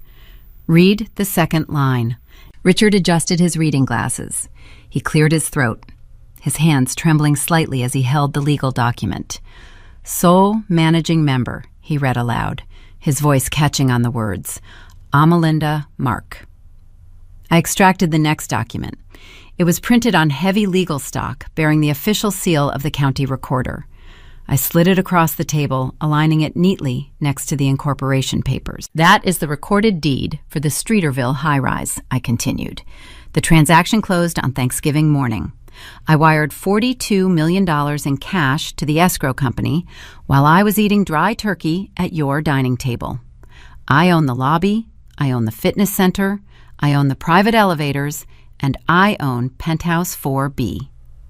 The silence in the room became absolute. It was a heavy, crushing silence that stripped away 30 years of manufactured illusions. "You sat in that rented apartment and mocked my lifestyle," I said, keeping my gaze fixed on Victoria. "You laughed at my 600-square-foot studio. You told everyone I was falling behind. You told our parents that renting in a premier zip code meant you had achieved success." I leaned back in the heavy leather chair. "While you spent your 20s maxing out high-interest credit cards to buy painted shoes and lease luxury sedans, I purchased commercial concrete. I acquired strip malls in Naperville and flipped them. I bought logistics hubs and data centers. I built a holding company that generates millions of dollars in quiet, steady cash flow. I did not buy this building to spite you, Victoria. I bought it because the cap rate was favorable and the previous owners were bleeding capital. You are simply a failing asset sitting inside my portfolio. You are 90 days delinquent on your rent. You owe $38,400. Helen let out a sharp gasp, pressing her hand against her chest. She looked at Victoria, expecting her golden child to shout a denial. Victoria remained mute, her jaw clenched tight, her gaze fixed on the mahogany table. Richard swallowed hard. His patriarchal pride was fractured, but his lifelong habit of protecting Victoria forced him into a desperate pivot. He set the deed down, attempting to reconstruct his shattered worldview. "Well," he stammered, forcing a tight, strained smile, "this is certainly a surprise, Amalinda. You kept this very quiet. But this is actually wonderful news. If you own the building, then we do not have a problem anymore. You can just wipe the ledger clean, clear your sister's debt, and tear up the eviction notice. Family takes care of family. We can put this ugly misunderstanding behind us." I stared at the man who had spent my entire life diminishing my achievements. He was asking me to absorb a nearly $40,000 loss to protect the woman who had insulted me less than a week ago. He still believed Victoria was the victim. He still believed I existed solely to serve her needs. "I am not here to discuss rent forgiveness, Richard," I said. My voice dropped an octave, hardening into a cold, sterile weapon. "I am here to discuss a felony." I reached into the black folder one final time. I pulled out the guarantor application. I slid the single sheet of paper across the table. It came to rest directly over the property deed. "Look at the signature at the bottom of the page," I instructed. Richard leaned forward. He peered through his lenses at the blue digital ink. A deep furrow formed between his brows. "That is my signature," he said, his tone laced with confusion. "But I never signed anything for Victoria. I never saw this document. What is this?" "That is a formal guarantor application," I explained, leaning my elbows onto the armrests. "By submitting that document, the signer assumes full personal liability for the $12,000 monthly lease, including all past due balances and future penalties. If the tenant defaults, the landlord is legally entitled to pursue the guarantor for the full amount. They can garnish pensions. They can place a lien on your home in Evanston." Helen let out a low, horrified whimper. She turned to look at Victoria. "Victoria, darling, please tell me you did not do this." Victoria shrank back into her leather chair. She crossed her arms tightly across her crimson blouse, pulling her white trench coat closer around her shoulders. She looked like a cornered animal, desperately searching for an exit that did not exist. "I did not sign this," Richard repeated, his voice rising in volume. He tapped his index finger against the paper. "This is a mistake." "It is not a mistake," I countered. "Look at the digital timestamp located in the bottom right margin. It logs the exact time of submission and the specific Internet protocol address of the transmitting computer. That application was submitted at 2 a.m. on Friday. The signal originated from the local wireless network inside Penthouse 4B. The reality of the situation crashed into Richard. The blood rushed back into his face, turning his cheeks a mottled, furious crimson. He realized the magnitude of the betrayal. The daughter he had worshipped, the daughter he had defended against all logic, had tried to collateralize his entire life. She was willing to bankrupt him to secure a few more months of fake luxury. She was perfectly content to let him lose his home as long as she got to keep her view of the lake. "You forged my name." Richard breathed the words scraping out of his throat. "You tried to steal my retirement." Victoria opened her mouth to speak, but no sound emerged. The polished, arrogant socialite had vanished. She was completely exposed. She had no clever retort. She had no fabricated narrative left to spin. Her credit was destroyed.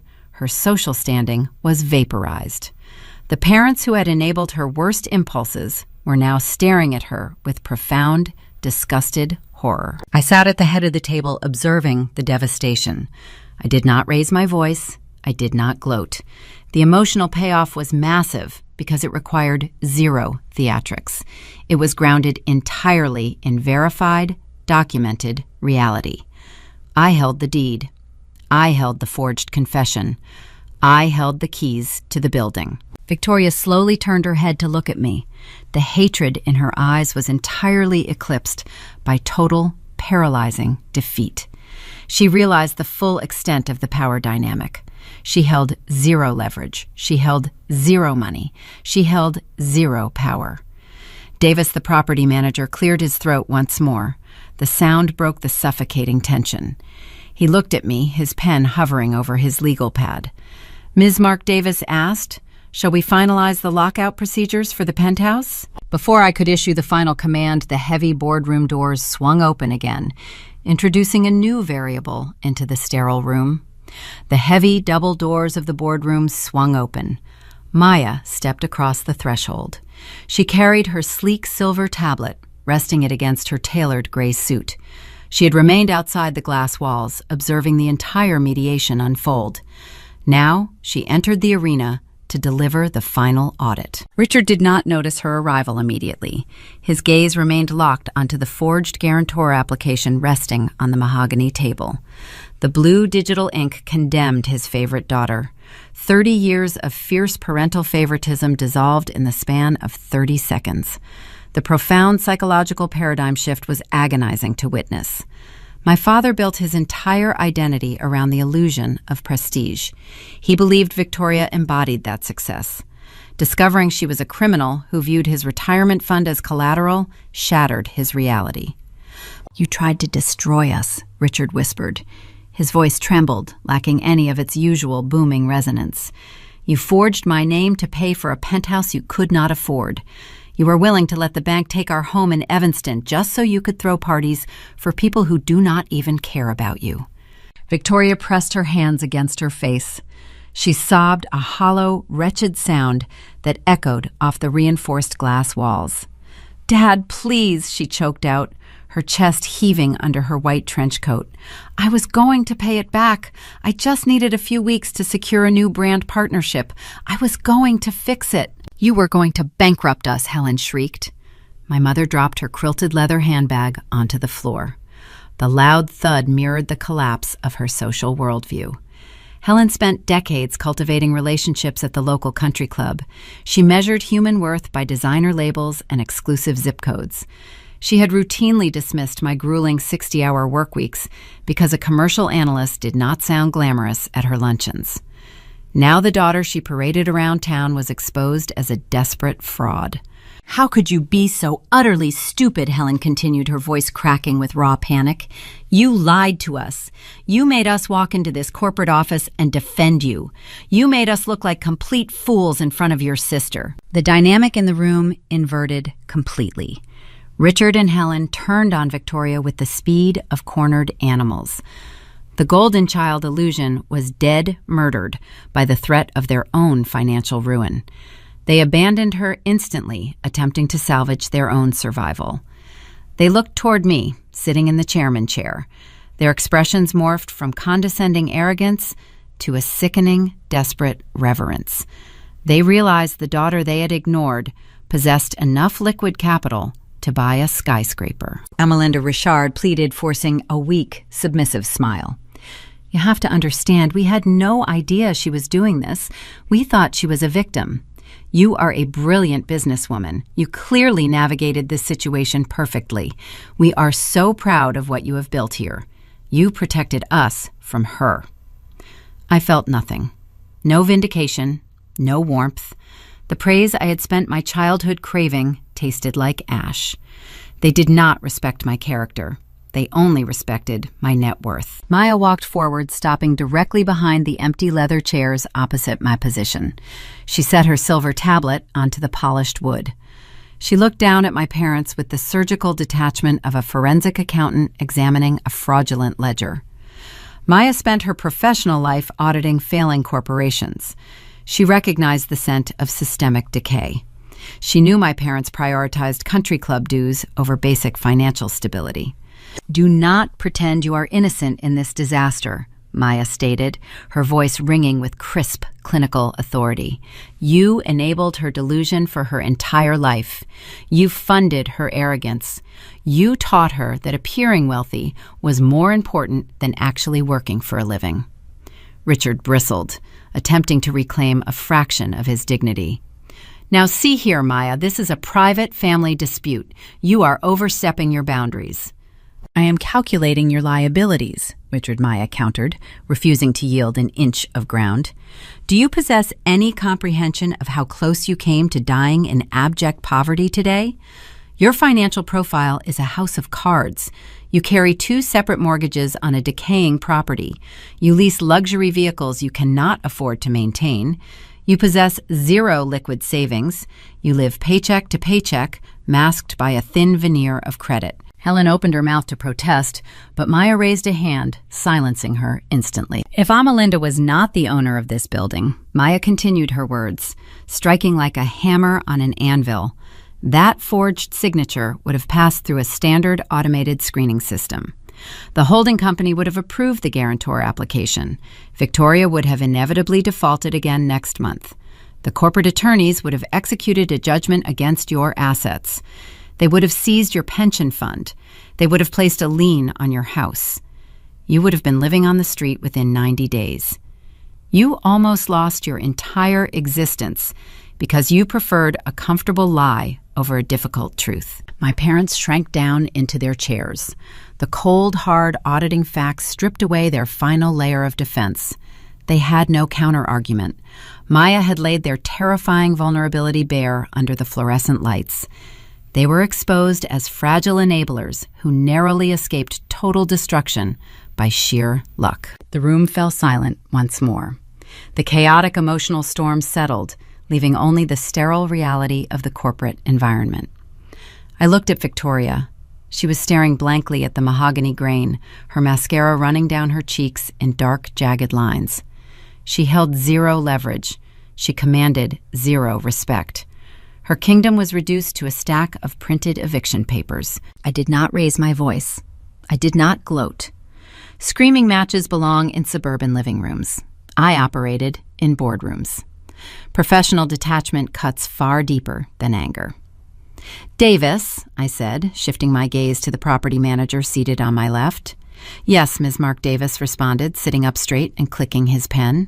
"The guarantor application submitted by Penthouse 4B is formally rejected due to verified fraudulent activity I instructed, keeping my cadence even and precise. The 14-day cure period expired yesterday. The tenant failed to satisfy the delinquent balance. I am officially rejecting any further lease renewal negotiations." "Understood," Davis replied, taking a quick note on his legal pad. "Terminate the tenancy," I commanded. "Finalize the lockout procedures immediately." Victoria let out a soft, pathetic whimper. "Amalinda, please," she begged, her voice barely audible. "Where am I supposed to go? I have nothing left. My credit is ruined. My accounts are frozen. I cannot even afford a hotel room tonight." I folded my hands, resting them on top of the black presentation folder. I looked at the sister who had made my life a punchline for 3 decades. I remembered the Thanksgiving dinner. I remembered her standing by the window holding a crystal flute of champagne, claiming she knew exactly where she belonged. "Location is a line item," Victoria 1 reminded her, echoing the exact phrase I used at her dining table. "Equity is the asset. You confused proximity to wealth with actual ownership. You are going to have to learn how to survive in the real world now. I suggest you start packing." I nodded toward Davis. The property manager reached into his suit jacket and retrieved a small 2-way radio. He pressed the transmission button, lifting the device to his mouth. Security Davis spoke clearly into the microphone. "We need an escort on the 34th floor. Executive boardroom. We have an unauthorized individual who needs to be removed from the premises." Less than a minute later, 2 large men wearing dark suits and earpieces walked through the glass doors. They flanked Victoria, standing silently behind her chair. The physical presence of the security team cemented the finality of the situation. There were no more extensions. There were no more lies to spin. "Ma," and the taller security guard said, gesturing toward the hallway, "it is time to leave the building." Victoria stood up on trembling legs. She pulled her white trench coat tight around her waist, avoiding eye contact with everyone in the room. She looked small, defeated, and entirely broken. She walked out of the boardroom flanked by the guards, her designer heels clicking softly against the floor, fading away down the long corporate corridor. My parents remained frozen in their seats, watching their golden child get escorted out like a common trespasser. The power dynamic had shifted permanently. The illusion was eradicated. Now I had to address the two people sitting across from me who still mistakenly believed they were entitled to my protection. 48 hours passed. The transition from Wednesday afternoon to Friday morning brought a bitter Arctic front sweeping down across Lake Michigan. Frost coated the structural steel of the downtown skyscrapers. Inside my corner office, the climate remained a controlled 68 degrees. The environment was perfectly regulated. I sat behind my mahogany desk, staring at a secondary monitor. I was not standing inside Penthouse 4B. Showing up in person to watch my sister pack her belongings would indicate an emotional attachment to her downfall. Retribution requires a personal vendetta. I operated on corporate mechanics. I monitored the ongoing eviction through a live digital portal maintained by my property management team. The distance provided a cold, forensic clarity. The screen updated every 5 minutes, populating with high-resolution photographs taken by Davis as he documented the condition of the unit. The images dismantled a 30-year illusion, frame by frame. When the rented designer furniture was hauled away, the unvarnished reality of Victoria's existence lay exposed under the harsh, recessed lighting. The glossy veneer vanished. Photograph 4 revealed severe wine stains on the cream-colored bedroom carpet, previously hidden beneath a carefully positioned synthetic fur rug. Photograph 7 showcased deep scuff marks along the custom baseboards where she had carelessly dragged heavy suitcases during her frequent performative weekend trips. The most revealing images focused on the walk-in closet. During our family visits, Victoria would casually leave the double doors ajar, displaying rows of garment bags and shoe boxes to project an image of endless disposable income. The property management photos showed the stark truth. The expansive shelving units were starkly bare. The vast majority of her wardrobe had consisted of fast fashion returns or items leased through subscription services. What little she actually owned was currently being shoved into standard brown cardboard boxes by a discount moving crew. My sister built her entire personality around curated scarcity, treating elite access as a weapon to diminish others. Growing up, she would deliberately lock me out of her bedroom, claiming her imported cosmetics were too delicate for my clumsy hands. Our parents validated this behavior, framing her selfishness as refined taste. They nurtured a predator who fed on exclusivity. Now, viewing her sparse belongings piled into cheap plastic bins, the curated exclusivity looked remarkably pathetic. The digital portal pinged, indicating a new status update. Davis uploaded a text summary. The moving crew is securing the final boxes. The tenant is highly distressed, but complying with the vacate order. My desk phone remained silent. However, my personal cell phone vibrated against the leather blotter. The screen glowed, displaying Victoria's name. I watched the device hum against the desk for several seconds. She was calling from inside the hollow shell of the penthouse. She was surrounded by the physical manifestation of her own failure. I reached out and pressed the green accept icon, lifting the receiver to my ear. I did not offer a greeting. I simply listened to the ambient noise transmitting through the cellular connection. The acoustics of the emptied apartment amplified every sound. I heard the harsh tearing of industrial packing tape. I heard the heavy thud of a box hitting the hardwood floor. Beneath the ambient chaos, I heard the ragged, frantic breathing of my older sister. "Amalinda," she choked out. Her voice was unrecognizable. It was raw, thick with mucus, and stripped of every ounce of manufactured sophistication. "Please." I kept my posture rigid, keeping my eyes focused on the digital photographs illuminating my screen. "You have to stop this," Victoria pleaded. The words tumbled from her lips in a chaotic, desperate stream. "The movers are taking my bed. They are taking my vanity. I am standing in the kitchen, and there is nothing left. I do not have anywhere to go. My credit cards are frozen. Dad will not answer my calls. He changed the security code on the Evanston house. They locked me out. Richard and Helen possessed a ruthless survival instinct.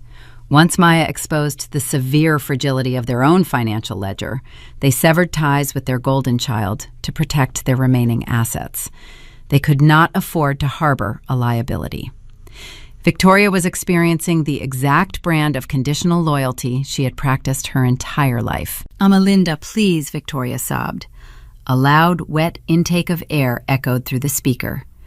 "I am your sister. We grew up together. You cannot just throw me out onto the street like a stranger. I will sign whatever you want. I will go to counseling. I will get a standard job. Just give me one more chance. Call the property manager and tell him to stop the crew. Tell him to give me another 30 days. The desperation was profound. It was the sound of a fractured ego begging for a lifeline. She was relying on the fundamental concept of family, a concept she had gleefully weaponized against me for 3 decades. She expected me to fold, because decent people supposedly forgive their siblings. I leaned back in my ergonomic chair. I watched photograph 12 load onto the portal.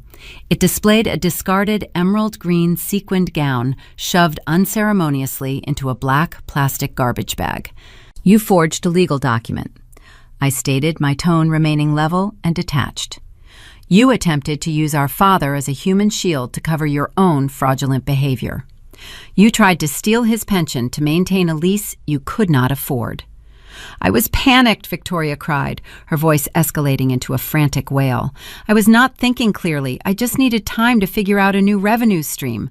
I never wanted to hurt anyone. I was going to fix the ledger." "You never fix anything, Victoria," I corrected softly. "You just cover the rot with a fresh coat of paint and demand everyone admire the color." A loud crash resonated through the phone line, followed by a mover cursing in the background. Victoria let out a startled shriek. "Amalinda, I am begging you," she wept.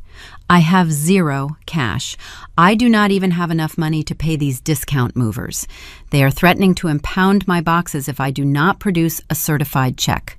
I am literally standing here with nothing. You own a $42 million building. You have endless capital. You have everything. Just let me stay." I turned my gaze away from the computer monitor, looking out the large window facing the Chicago River. The gray water moved sluggishly below.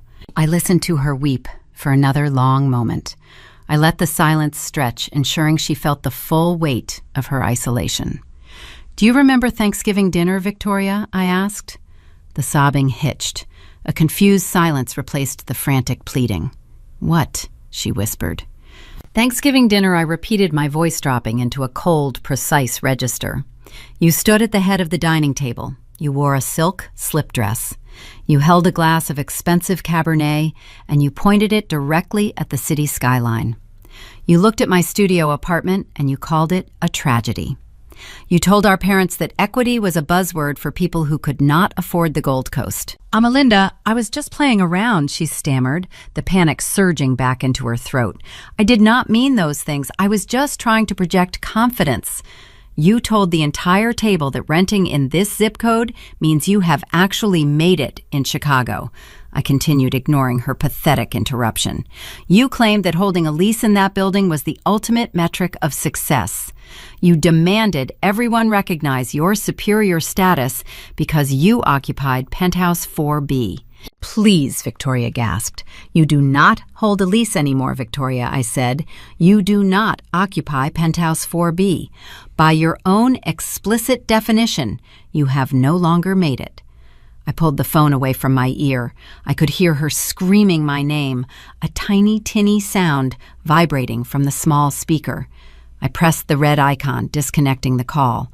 The office returned to a pristine, sterile quiet. A small notification box popped up on the lower right corner of my secondary monitor.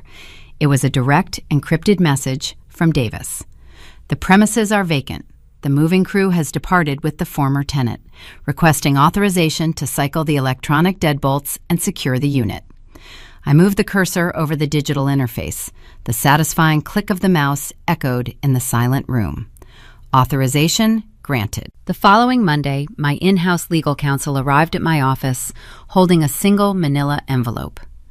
The forgery remained a loaded weapon resting on my mahogany desk. If I handed the digital timestamps and the traced signature over to the district attorney, my sister would face federal indictment. She would stand before a judge for wire fraud and identity theft. A criminal conviction would guarantee prison time. However, exposing Victoria to the justice system required public trials and messy testimonies. It required dragging the Ironwood Holdings name through a sensationalized media circus. Real estate empires thrive on discretion, not tabloid drama. I opted for a private execution. My attorney drafted a comprehensive settlement. The terms were draconian and non-negotiable. Ironwood Holdings agreed to seal the forged guarantor application in a secure vault. In exchange, the former tenant of Penthouse 4B surrendered all rights to future litigation. She accepted a lifetime ban from any commercial or residential property owned by my portfolio. More crucially, the document contained a strict no-contact directive. Victoria was legally barred from calling, emailing, or approaching me. Furthermore, I embedded a mandatory compliance clause requiring her to enroll in a certified financial rehabilitation program for a minimum of 2 years. If she violated a single condition, the vault would open and the forged application would fall directly onto a prosecutor's desk. The courier delivered the packet to a budget motel near the airport where Victoria had retreated. She signed the paperwork 2 hours later. Her signature was weak, shaky, and barely legible. She did not include a note. She did not attempt to plead her case. The ink confirmed her total surrender. The legal boulder dissolved into a manageable pebble. The conflict was sterilized. With Victoria neutralized, a new threat emerged from the suburbs. My parents possessed a remarkable ability to pivot their allegiance toward the highest available net worth. For 30 years, they had nurtured Victoria because she projected the brightest illusion of success. Now that her facade had shattered, leaving them dangerously close to their own ruin, they sought a new host to parasitic onto. They turned their predatory focus toward the daughter who actually owned the skyscraper. By Tuesday morning, my voicemail inbox contained 4 lengthy messages from Helen. Her tone underwent a staggering metamorphosis. The sharp maternal condescension vanished, replaced by a sickly sweet fawning pitch. "Linda, darling," she cooed on the 3rd recording. "Your father and I were just discussing how much we miss you. We would love to drive into the city this weekend and visit your charming studio in Logan Square. We want to take you out for a celebratory dinner. We are just so incredibly proud of our brilliant girl." The word charming felt like a physical insult. Less than a week ago, that same studio was a sad little box. It was the tragic setting of a failed analyst. Now, because it housed a multimillionaire, it was suddenly a quaint bohemian retreat worthy of their presence. They wanted to bask in the glow of my capital. They intended to transfer their toxic enabling away from my sister and dump it squarely onto my shoulders. They expected me to fund their country club dues and lease their German sedans. I refused to become their next financial crutch. I did not invite them to my apartment. I did not accept their dinner invitation. Instead, I dictated the terms of our interaction. I texted Richard an address for a luxury hotel lobby in the Loop, instructing them to meet me at a specific time for a brief coffee. I chose a public, sterile environment. A hotel lobby offers zero intimacy. It is a transient space designed for brief professional transactions. They arrived 15 minutes early. I found them sitting on a velvet sofa near the concierge desk. Richard wore a freshly pressed suit. Helen carried a new designer handbag, her eyes scanning the opulent surroundings with hungry approval. When they spotted me, they stood up in unison, plastering eager smiles across their faces. Amalinda Richard greeted, taking a step forward with his arms wide open for an embrace. "You look fantastic, sweetheart. You carry yourself with such authority now. We always knew you had this hidden potential inside you." I stepped back, avoiding the physical contact. I kept my hands folded over my leather clutch. I did not smile. "Please sit down," I instructed, gesturing toward the sofa. They settled back onto the cushions, their eager expressions faltering slightly under my icy demeanor. I took a seat in an armchair opposite them, maintaining a rigid physical barrier. A waiter brought a silver pot of coffee, pouring 3 cups in tense silence before retreating. "We have so much to catch up on." Helen began stirring a sugar cube into her porcelain cup. "We want to hear everything about Ironwood Holdings. Your father has some wonderful ideas about how you can expand your portfolio into the residential suburban markets. We could even partner on a few ventures." I watched the steam rise from my dark roast. The audacity was breathtaking. They almost lost their Evanston home to foreclosure because they trusted the wrong daughter, and now they wanted to offer investment advice. "There will be no partnerships," I stated, my voice flat and unyielding. "Let me make the parameters of this relationship very clear. You spent my entire life starving my achievements while feeding a parasite. You watched Victoria insult me. You encouraged her entitlement. You demanded I drain my retirement accounts to cover her fraudulent debts." Richard flushed, adjusting his silk tie. "We made a mistake, Amalinda. We were blinded by her lies. You have to forgive us for wanting to help our child." "You did not want to help a child, Richard," I corrected. "You wanted to protect an image. You preferred her fake luxury over my quiet reality. And now that the reality holds a $42 million deed, you want to switch sides." Helen reached across the low glass table, attempting to grab my hand. "That is not fair, darling. We are your parents. We love you." I pulled my hand out of her reach. "You love the asset," I replied. "You love the holding company. But I am not Victoria. I do not require your validation to exist. I will not fund your lifestyle. I will not pay your mortgages. I will not be paraded around your social circles to prove your genetic superiority." They stared at me, the blood draining from their faces. The harsh truth severed their final lifeline to unearned wealth. I stood up from the armchair, leaving my coffee untouched. "We will remain cordial," I offered, looking down at them. "I will send you a card on your birthdays. I will attend major holidays if my schedule permits. But this dynamic operates strictly on my terms now. If you attempt to manipulate my finances or pressure me into supporting Victoria, I will cut ties permanently. Do you understand the terms?" Richard nodded slowly, his shoulders sagging under the weight of his own profound failure. "Yes, Amalinda, we understand." I turned my back on them and walked toward the revolving glass doors of the lobby. I did not look over my shoulder. The emotional tether to my childhood snapped cleanly, leaving behind a crisp, sterile peace. I stepped out into the freezing Chicago air, pulling my wool coat tight against the wind. The city roared around me, a symphony of sirens and grinding metal. I had secured my perimeter. The toxic elements were banished. Yet as I walked down the crowded pavement toward the train station, a strange, restless energy hummed in my veins. The war was over, but the battlefield remained. I pulled my phone from my pocket, opening my property management portal. I scrolled past the commercial logistics hubs and the suburban data centers. I navigated back to the Streeterville Tower file. I looked at the current occupancy metrics. The high-rise was fully stabilized. The tenant roster was secure. Only one unit sat vacant. A 600-square-foot studio in Logan Square was the perfect fortress when I needed to hide my wealth from a family of predators. But the predators were gone. The fortress had served its purpose. It was time to stop hiding. I tapped the screen, initiating a direct work order to my lead contractor. My living situation was about to undergo a significant upgrade.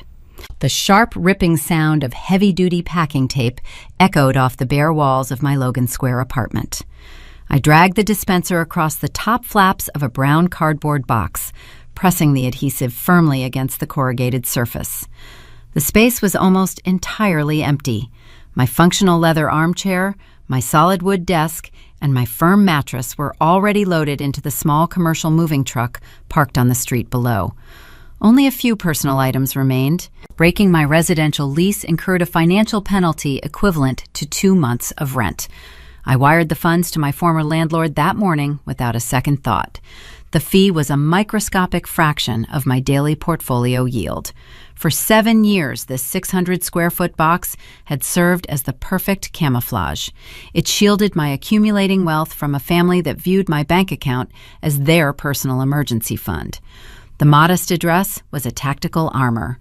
I endured their condescending remarks and their patronizing financial advice because the resulting privacy was worth far more than their fleeting approval. Now the camouflage was obsolete.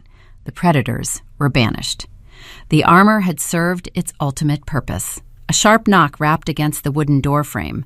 The door swung inward, revealing Maya standing in the hallway. She wore a thick camel hair coat against the bitter December chill and carried a dark green glass bottle featuring a very recognizable gold foil wrapper. "I brought provisions," Maya announced, stepping over the threshold and closing the door behind her. She held the vintage champagne up to the single overhead light. "I figured you needed proper hydration for moving day." "You realize all my glassware is packed," I pointed out, wiping a smudge of dust from my hands onto my dark denim jeans. Maya smiled, her dark eyes gleaming with signature sharp wit. She reached into the deep pockets of her coat and retrieved 2 white ceramic coffee mugs. I came prepared. "We are celebrating a profound victory, and I refuse to toast with tap water." I cleared a space on top of the last sealed box, gesturing for her to set the items down. Maya peeled the foil from the bottleneck, untwisting the wire cage with practiced precision. The cork released with a soft, satisfying pop that reverberated in the hollow room. She poured the pale golden liquid into the ceramic mugs, the carbonation fizzing rapidly against the thick rims. She handed me a mug, raising her own in a mock salute. "To the end of the sad little apartment," Maya declared, her voice ringing with deep, ironic satisfaction. "To holding the deed," I replied, touching my mug against hers. The thick ceramic produced a dull thud instead of a crystal chime. It was a grounded, genuine sound. I took a slow sip. The champagne was dry, crisp, and exceptional. We sat down side by side on top of the taped boxes. The contrast between this quiet moment and the chaotic, performative Thanksgiving dinner was stark. There were no rented silver serving trays here. There was no smart lighting programmed to cast flattering shadows. There was only the raw, unvarnished reality of a genuine friendship forged in mutual respect. Maya had stood by me during the darkest hours of my family reckoning. She utilized her brilliant auditing skills to dismantle my parents' toxic delusions. She protected my blind spots when I was too close to the emotional shrapnel.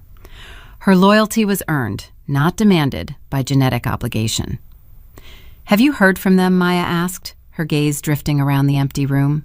"Helen sent a brief text message yesterday." I answered, staring down at the bubbles rising in my cup. She wished me a productive weekend and mentioned Richard was looking into refinancing their mortgages. They are keeping their distance. The strict boundaries are holding. "And your sister Maya?" pressed gently. "Silence," I stated. "The legal settlement is functioning exactly as intended. The threat of federal indictment is a highly effective deterrent." She relocated to a budget extended stay motel near O'Hare. She deactivated her social media profiles. The Chicago influencer persona is dead. Maya took another sip of her champagne, shaking her head in quiet disbelief. The American obsession with projected status is a terminal disease. She threw away her entire existence because she could not tolerate the idea of looking average. She confused a leased lifestyle with actual power. "Power is silent," I noted, running my thumb along the rim of the coffee mug. "Wealth screams when it is fake. True capital whispers." Maya turned her head, looking at me with profound approval. "So the invisible architect is finally stepping out of the shadows. Are you ready to occupy the throne room?" "I am not occupying a throne room," Maya, I corrected, keeping my tone pragmatic. "I am utilizing an asset I already own outright. The Streeterville penthouse has been sitting vacant for 2 weeks. Leaving premium square footage unutilized is bad business. I am simply converting the space into my primary residence and corporate headquarters." Maya laughed, a bright, warm sound that filled the sterile apartment. "You are relentless, Amalinda. You acquire the most coveted luxury real estate in the city, and you justify it as an operational efficiency metric. "It is a line item," I insisted, though a small, genuine smile broke across my face. We finished our makeshift drinks in comfortable silence. The ambient noise of Logan Square filtered through the frosted window pane. When the mugs were empty, I placed them into a small canvas tote bag. I grabbed my heavy wool winter coat from the single closet. I took one final look around the modest studio. It was a good strategic outpost. It had kept me safe. I walked out into the hallway, pulling the door shut behind me. The latch clicked, locking away that chapter of my life forever. I dropped the brass key into the drop box mounted near the stairwell. Maya and I walked out into the frigid afternoon air. We climbed into her sleek black SUV, letting the heated leather seats combat the winter chill. Maya navigated the vehicle through the heavy city traffic, driving east toward the lakefront. The urban landscape shifted, transitioning from the gritty, authentic brick facades of Logan Square into the polished, towering steel canyons of the Gold Coast. We pulled onto the pristine block housing the Streeterville high-rise. The building soared into the gray sky, a monument of glass and concrete. Maya turned the steering wheel, guiding the SUV down the sloping ramp toward the secure underground parking garage. The heavy steel security gate blocked the entrance. A uniformed attendant stepped out of the heated guard booth, holding a digital clipboard. He approached the driver's side window, his posture rigid and professional. Maya rolled down the window. Before the attendant could ask for identification, I leaned forward from the passenger seat. "Good afternoon, Marcus," I said, my voice carrying clear authority. The security guard recognized my face instantly. His eyes widened slightly, and he immediately lowered the clipboard. "Good afternoon, Ms. Mark. Welcome back." He reached into his booth, pressing a red button on his console. The massive steel gate rolled upward, granting us unhindered access. Maya drove into the subterranean facility, parking in the reserved VIP space located directly next to the private elevator bank. We exited the vehicle, walking across the spotless concrete floor. Davis, my appointed property manager, was waiting by the polished steel doors. He held a small black leather box in his gloved hands. He bowed his head slightly as we approached, displaying the precise level of corporate deference I demanded. "Everything is prepared," Ms. Mark Davis announced, his tone respectful and efficient. "The moving crew utilized the freight elevator to transport your furniture. They are currently unboxing the items according to your schematic. The deep cleaning crew finished their work yesterday. The unit is pristine." "Excellent," I replied. Davis opened the leather box, presenting a sleek, matte black master keycard. The previous electronic locks were wiped from the system, he explained. This unique credential grants exclusive encrypted access to the penthouse level. No other keycard in the building can override this tier. I reached out, picking up the heavy plastic card. The surface was smooth and cool. It was the physical manifestation of ultimate command. I tapped the card against the glowing biometric scanner mounted on the wall. A soft electronic chime echoed in the quiet garage. The heavy brushed steel doors parted smoothly, revealing a cabin lined with dark mahogany and mirrored glass. Maya and I stepped inside. The doors slid shut, sealing us in silence. I pressed the single, unnumbered button located at the very top of the control panel. The elevator engaged. The acceleration was swift and powerful, pushing us upward through the core of the skyscraper. We bypassed the lobby. We bypassed the standard luxury tiers. We bypassed the frantic striving and the performative desperation of the city below. The ascension was continuous, steady, and inevitable. We build our lives on foundations of concrete, or we build them on foundations of air. The story of the Mark family, of a quiet, unseen analyst who quietly purchased the $42 million skyscraper her sister used to weaponize against her, is far more than a tale of corporate retribution. It is a stark, uncompromising mirror held up to the modern American family. It strips away the velvet curtains of our social media age to reveal the profound spiritual decay that happens when we confuse the appearance of wealth with the substance of character. As we look at the hollow, echoing expanse of Penthouse 4B, stripped of its rented crystal and counterfeit designer labels, we are invited to look inward. From the quiet, contemplative perspective of a spiritual practitioner, one who seeks the way through self-correction and inner cultivation, this narrative is a profound testament to the necessity of cultivating wisdom, integrity, and resilience. Trí tuệ, đạo đức, nghị lực, in a society starving for authenticity. To the parents raising children in modern America, this story serves as an urgent, flashing warning light. We live in a hyper-competitive, status-conscious culture that frequently equates a person's worth with their zip code, their leased vehicle, and their curated digital footprint. It is incredibly easy to fall into the trap that ensnared Richard and Helen, the belief that you are loving your child by enabling their illusions. Traditional family structures thrive on the bedrock of honesty, fairness, and deep emotional awareness. When parents favor the loud, performative child over the quiet, diligent one, they are not merely playing favorites. They are corrupting their children's moral compass. Richard and Helen worshipped Victoria's charm and aesthetic, shielding her from the consequences of her financial illiteracy. In doing so, they starved her of integrity, đạo đức. They raised a fragile narcissist who was perfectly willing to commit felony fraud and bankrupt her own parents just to maintain her access to a luxury elevator. True parental responsibility means allowing your children to fail. It means teaching them that a studio apartment earned through honest, grinding labor is infinitely more honorable than a penthouse secured through lies and leverage. When you constantly cushion a child's fall and applaud their hollow victories, you become the architect of their ultimate destruction. Love is not funding a delusion. Love is telling the truth, even when it fractures the fragile ego of the child you adore. For the young adults navigating a world that demands you constantly broadcast your every achievement, Amalinda's Journey offers a masterclass in resilience, nghị lực, and wisdom.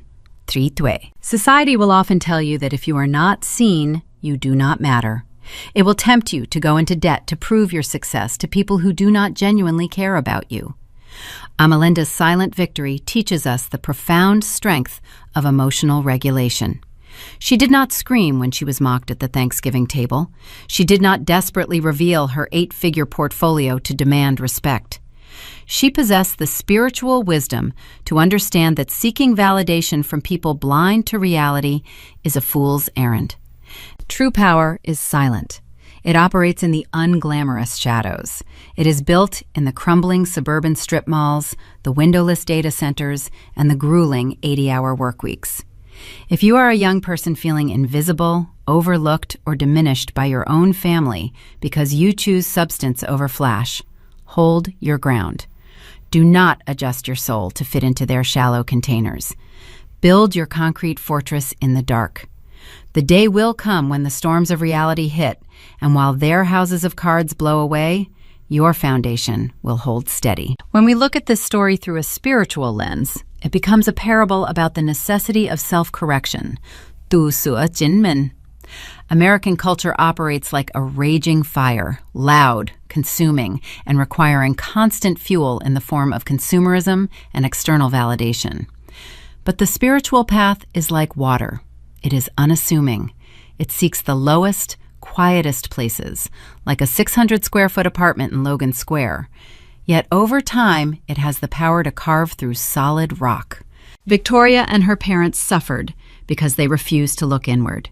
They lacked the emotional awareness to self-correct, constantly projecting their insecurities onto Amalinda. To live a truly good life, one must possess the humility to examine their own ledgers, both financial and spiritual. We must have the courage to ask ourselves, am I building an image or am I building a soul?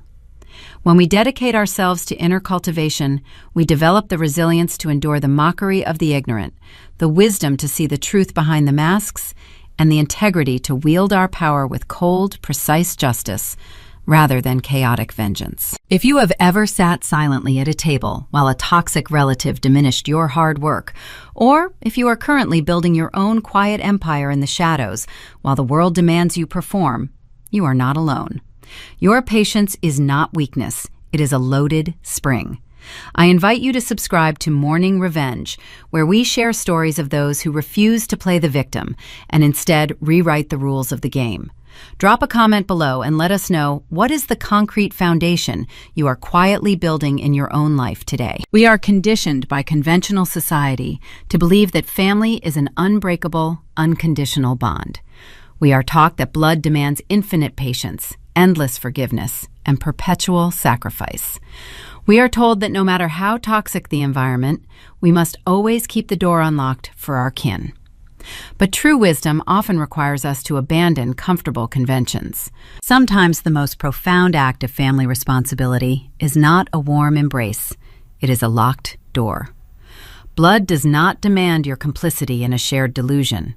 You do not owe your future, your peace, or your sanity to people who only value you when you serve as a prop in their manufactured reality. As Amalinda dropped the heavy encrypted master key onto the authentic marble counter of her empty penthouse, the echoing sound was not a tragedy of a broken family.